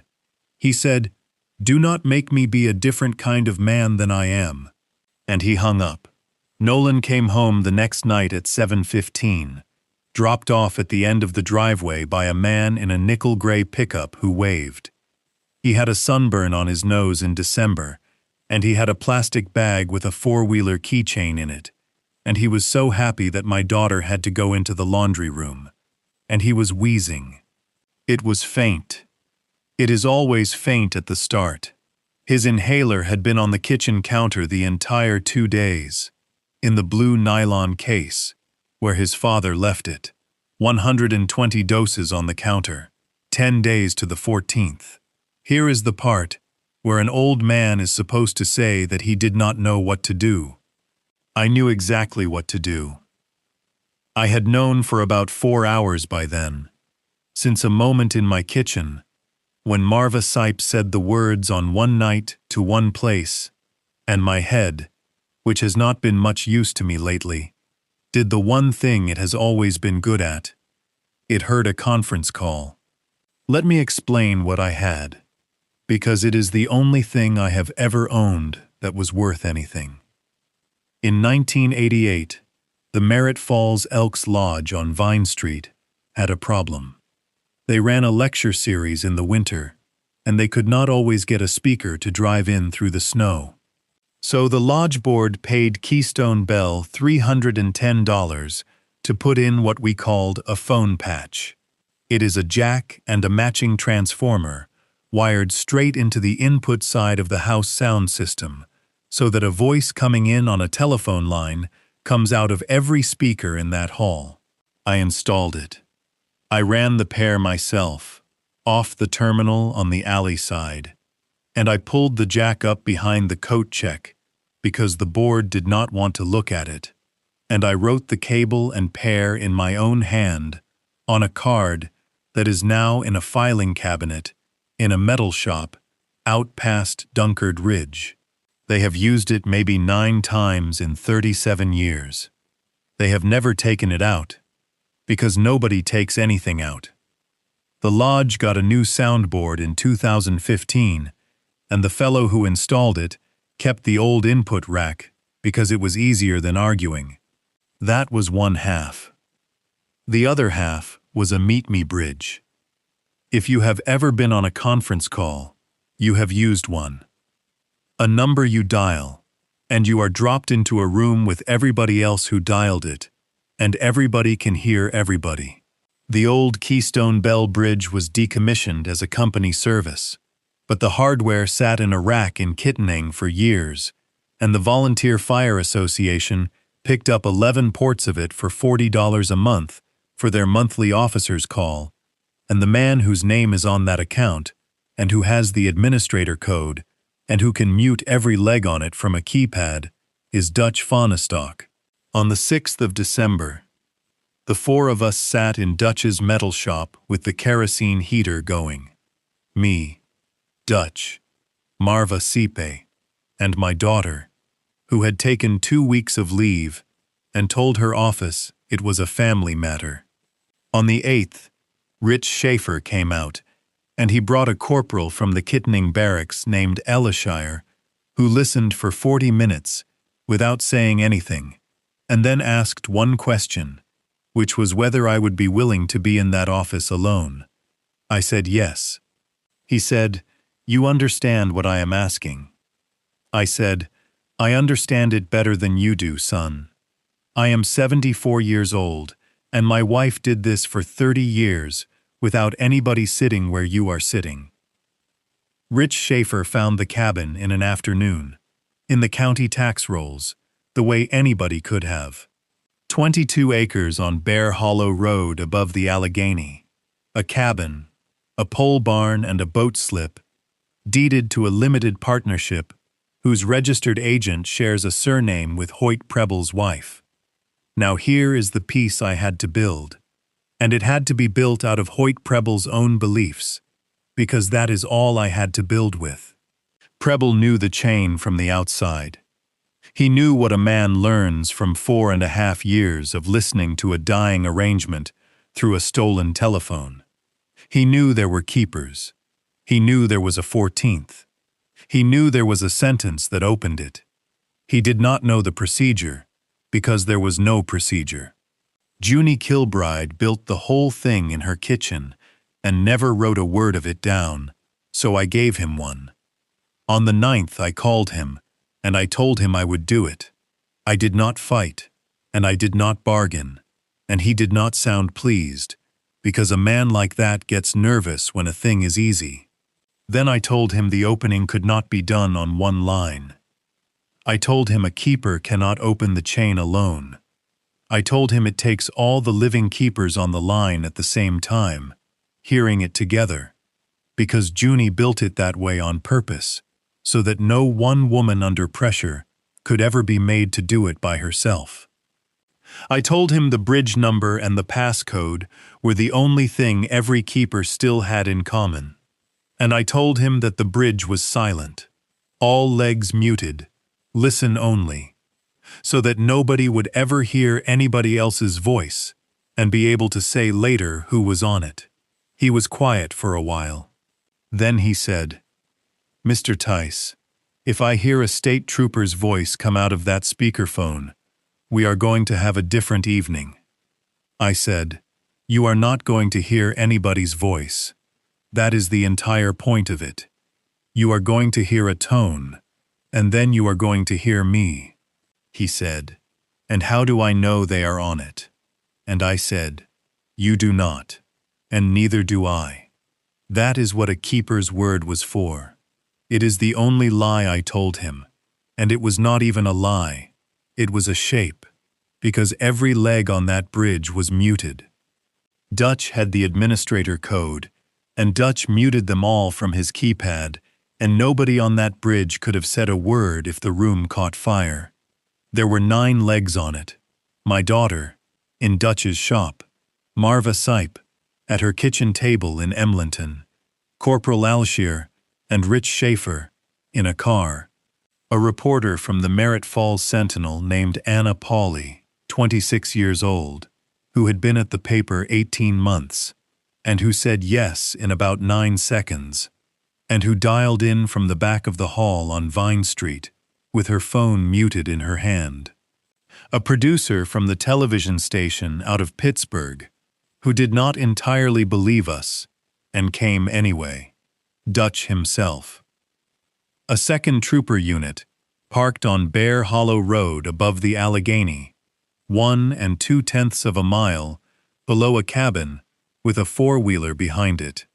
And the 9th leg was a telephone line into the coat check room of the Merritt Falls Elks Lodge, which Dutch dialed out to at 9:04, and which went off hook, because I had gone in there at 6 o'clock that evening with a lodge key I have had since 1992, and plugged a cord into a jack behind a rack of coats, and turned the auxiliary input on the soundboard up to 7, and walked back out through the kitchen. The Verl Nance for Senate Founders Dinner was held in that hall on the 14th of December. 310 seats, chicken and a cash bar. The county chairman, 2 sitting state representatives, the borough council, the head of the school board, a table of the men from Nance Environmental in their good jackets, and Verl Nance's wife of 19 years in a green dress at the head table. Cocktails at 7. Dinner at 7:30. The candidates' remarks at 9:30. Nolan was picked up from school at 11:15 that morning. His father did it again, because that is what he was told to do, and my daughter let it happen, because that is what we had agreed, and I want you to know what that cost her, and I want you to know she did it anyway. He had his inhaler with him. Corinne clipped it to his belt loop herself at 6:50 that morning, and she checked the counter, and it read 112 doses, and then she stood in the driveway and watched the truck go and did not move for 4 minutes. At 6 o'clock that evening, it went down to 16 degrees, and the wind came up the river. At 8:50, I parked on Market Street in Kittening, under a streetlight, with a bad ballast that has been flickering since 2009. I sat there for 2 minutes. Then I got the flip phone out of my shirt pocket, and I took Ruth Ann's white envelope out of my coat, and I put it on the passenger seat, because I did not want it in that building. And then I went up in an elevator with a folding brass gate. The waiting room was dark, and the rubber tree was ashape. Kayleen was gone. One light on. In the office with the maps. Hoyt Preble was in shirt sleeves, with his tie still on. And he had cleared his desk to the wood. In the middle of it sat an old gray conference speakerphone, with 3 arms, a legal pad, and nothing else. He shook my hand with both of his again. He asked me if I wanted water. I said no. He said, "Sit down, Mr. Tice. You have got 18 minutes. And then, at 4 minutes past 9, the door behind me opened, and a man came in from the cold, in a dinner jacket, with a name tag still on the lapel. I had seen Verl Nance twice in my life, both times across a room. He is 62. He is a heavy, handsome, well-kept man, with silver at the temples and a jaw that has been broken and set, and he smelled like a hotel bar. His name tag said Verl, and under it, in smaller letters, Host. He did not shake my hand. He looked at me the way you look at a piece of equipment that has been delivered late. He said to Preble, not to me, "How long is this?" Preble said, 10 minutes. Verl Nance looked at his watch and said, "I am on at 9:30, and he sat down on the arm of the chair by the door, with his coat still on, and he took out his phone and started reading it, and that is how the man stood at the exact center of his own life, at the exact minute it ended. At 6 minutes past 9, I asked Preble to dial the bridge, and I read him the number and the passcode off a card, and he punched it into the speakerphone himself, which I had counted on, because a man like that has to be the one who touches the equipment. There was a tone. Then a woman's recorded voice said there were 8 other participants, and then there was that particular hollow nothing of a room full of people who cannot speak. Preble looked at the speakerphone for a second longer than he needed to. I said, "They are muted. All of them. I told you." He said, "I know what you told me. At 8 minutes past 9, I asked to hear my grandson." Preble did not argue. He took his own cell phone out, dialed, and set it face up on the desk beside the speakerphone, and a man's voice, young, bored, said, "Yeah." Preble said, "Put the boy on." And Nolan said, "Hello?" I said, "Hey, bud." He said, "Pap," and his voice came up at the end of it, glad, and my whole chest went out from under me. I said, "Are you warm enough?" He said, "It is cold in the garage, but there is a heater." He said, "Dad went to get food a long time ago." He said, "I did not have any supper." I said, "Do you have your blue case?" He said, "Yes," and then he said, "I used it 4 times today. Is that too many?" And there was that thin whistle at the top of the words. And any parent of a child like that will know exactly what I heard. I said, "That is not too many. That is what it is for." I said, "Listen to me. Sit still and keep the heater in front of you, and do not go outside." And then I said, and I said it evenly, the way a man says a thing about a house. I said, "Tell your mother when you see her that the water pressure is down again, and I ought to call somebody." The young man took the phone back, and the call ended. 1 2/10 of a mile below that cabin, in a car, on Bear Hollow Road, a state trooper heard an old man on a muted conference bridge say something about water pressure, and started his engine. At 10 past 9, I put Ruth Ann's flip phone on the desk in front of me, and I opened it, and I did not need it for anything, but Hoyt Preble needed to see it, and I have learned a few things in my life about giving a man the picture he came for. I said, "The chain is going to open tonight." Verl Nance did not look up from his phone. I said, "But it does not open on my word alone. Junie Kilbride built it, so that no keeper could ever be made to do this by herself, and then carry it. There is one thing that has to be said out loud before the sentence, and it has to be said by the person who is requiring it, in his own voice, because a keeper's word is a voice, and the women on this line have never had anything else." Preble's eyes came up. He said, "What has to be said?" I said, "A name and a reason." He said, "No." And Verl Nance said, "Oh, 4. He stood up. He put his phone in his coat pocket. He looked at his watch again, and then he looked at me, 74 years old, in a chair, in a dark office, and he made the calculation that men like him have been making about men like me my entire life, which is that I did not matter and would not remember. He said, "Hoyt, sit down."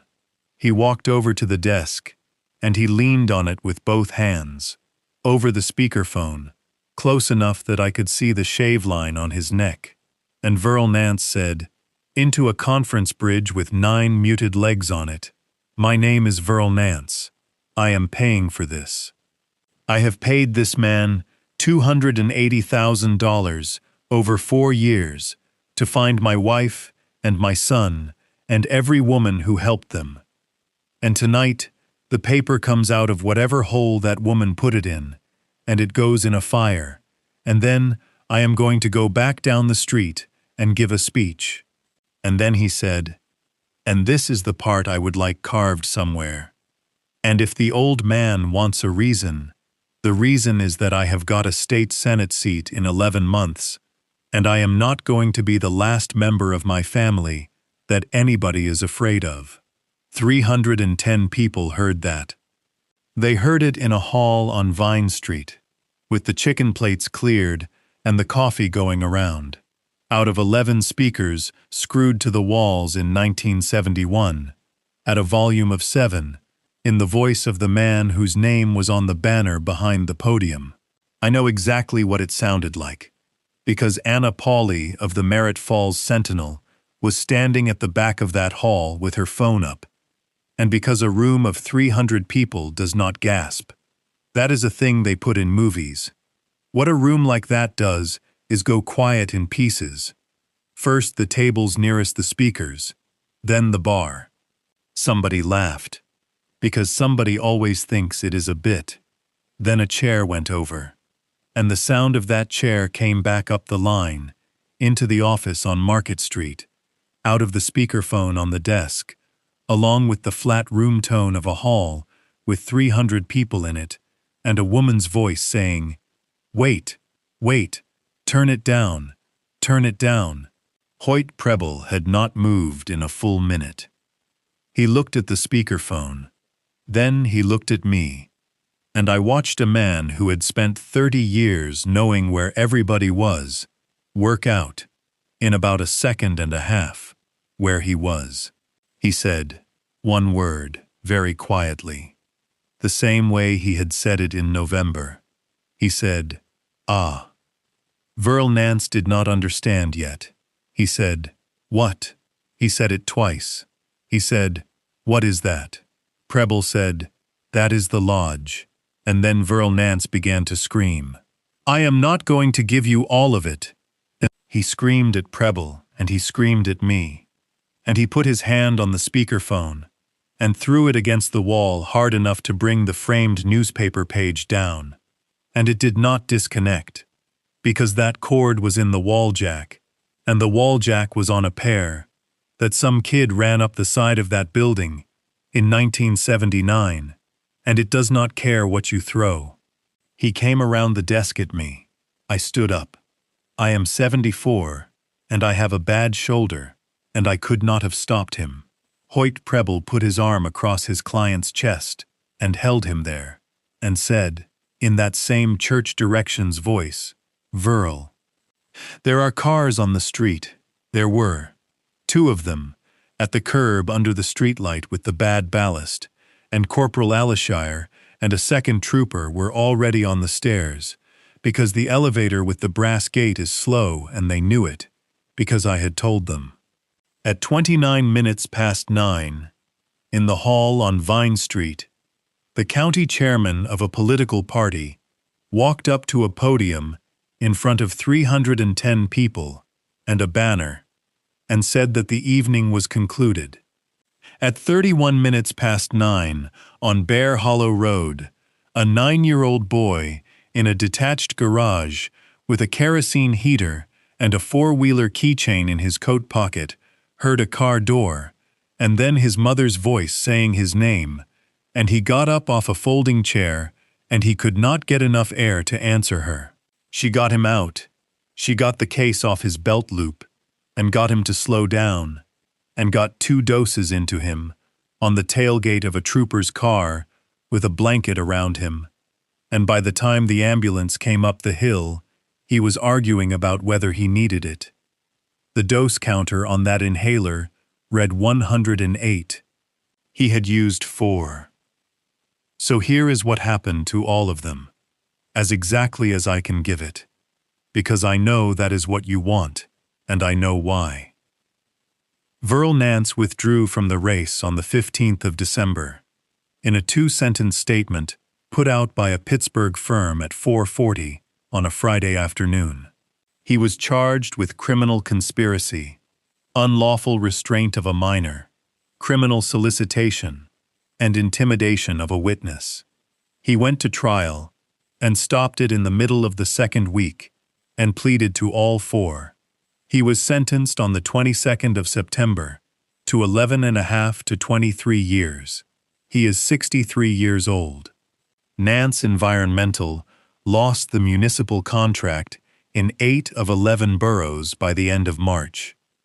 The company was sold in June to a firm out of Ohio for a figure I have seen reported as $31 million, and Verl Nance's share of that is currently the subject of civil actions I do not pretend to understand.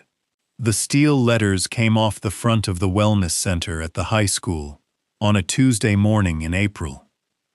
It took 2 men and a lift about 90 minutes, and there is a rectangle on that wall where the brick is a lighter color, and I do not think they will ever get it to match. Hoyt Preble did what I would have bet everything I own that he would do, which is that he sat down with the district attorney's office on the second day and gave them everything. 14 years of case files, client names, invoices, 406 locates, the reasons given and the reasons behind them. 11 of his clients are now defendants in 3 counties. He pleaded to conspiracy and unlawful restraint, was sentenced to 8 to 16 years, and lost his license. The maps came off those walls into an evidence room in cardboard boxes. He wrote me a letter in February. 2 pages, good handwriting. It was not an apology. It was an explanation, well organized, with a numbered list in the middle of it, of how he had come to understand what he had been hired for, and at what point he had decided it did not matter. I read it once. I did not answer it. I have kept it, because I think a man ought to keep the things he does not want. Brock Dunleavy pleaded guilty in April to endangering the welfare of a child and criminal conspiracy, and was sentenced to 2 to 5 years. Corinne filed on the 19th of February, and it was final in August. Nolan sees his father twice a month at a table in a room in Somerset County, with a vending machine in the corner, and my daughter drives him there and sits in the car, and afterward, they stop at the same Dairy Queen every time, and Nolan gets a small vanilla dipped in chocolate. I am not going to tell you I have made my peace with Brock, because I have not. But my grandson loves his father, and that is not a mistake he is making.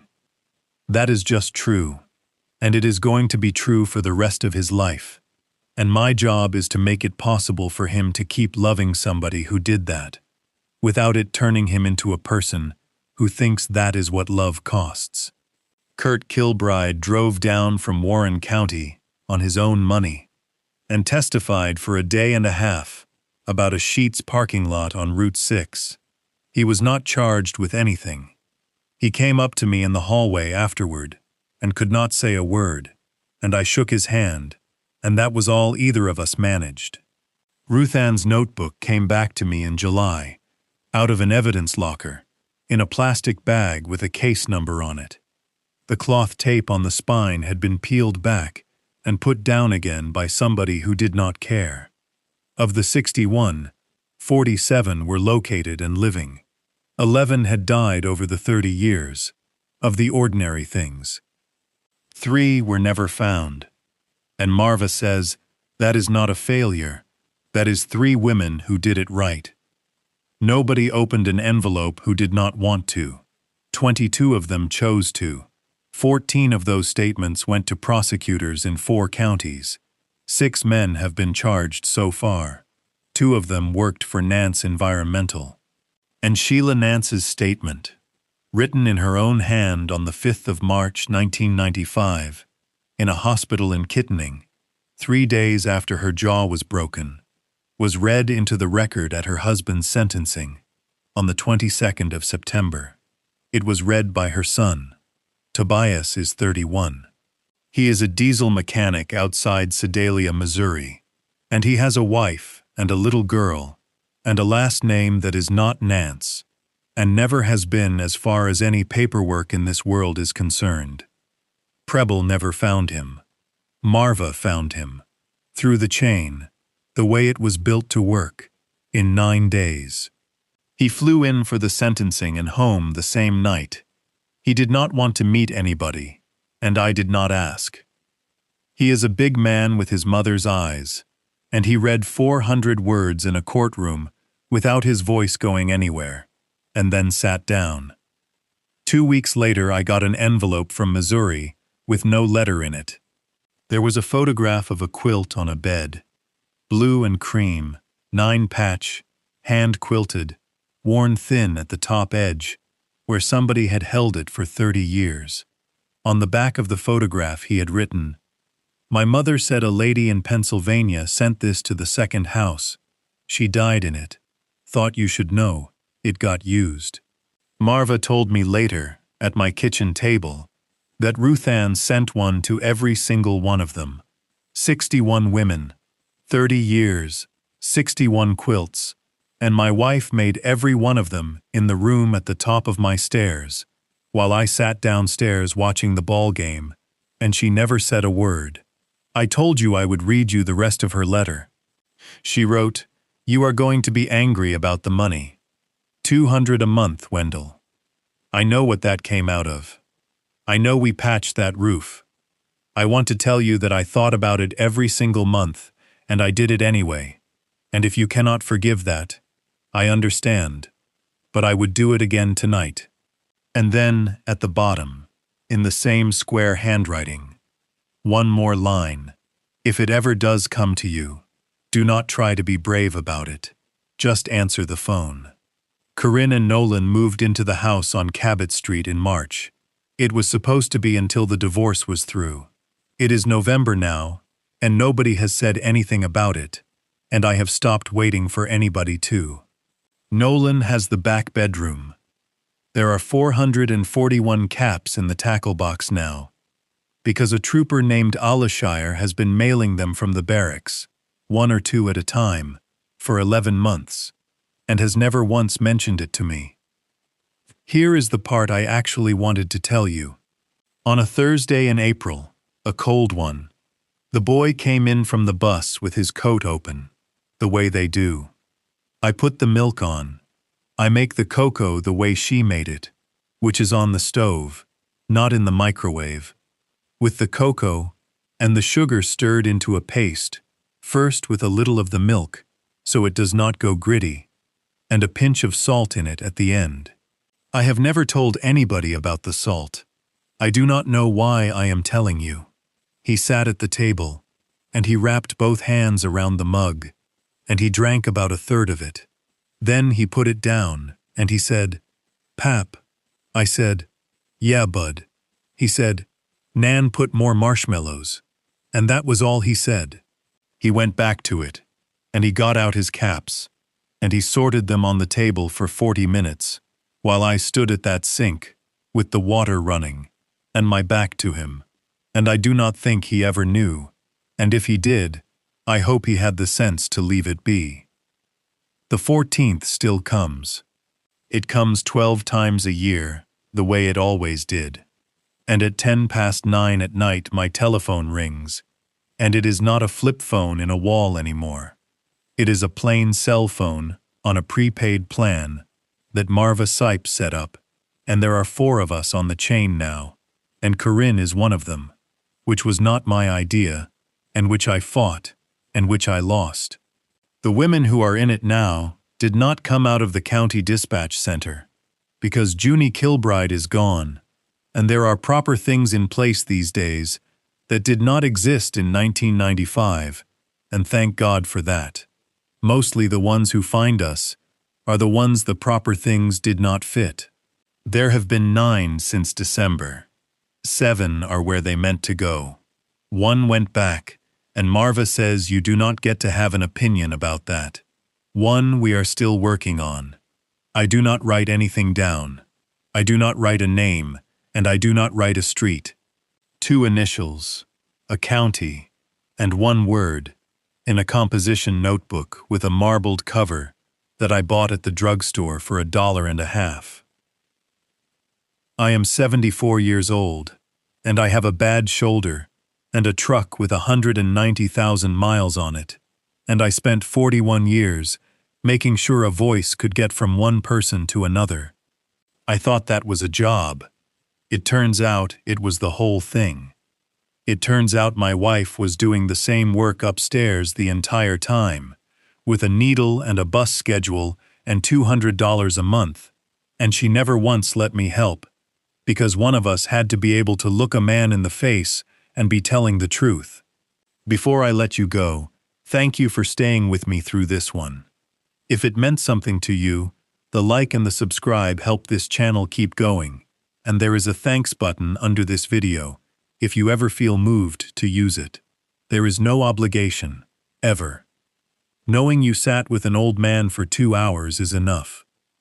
So on the 14th, I sit in her chair in the sewing room, with the panel screwed back into the wall, and I wait, and the old lion does not run the ridge. He lies down at the water, because sooner or later, everything has to drink.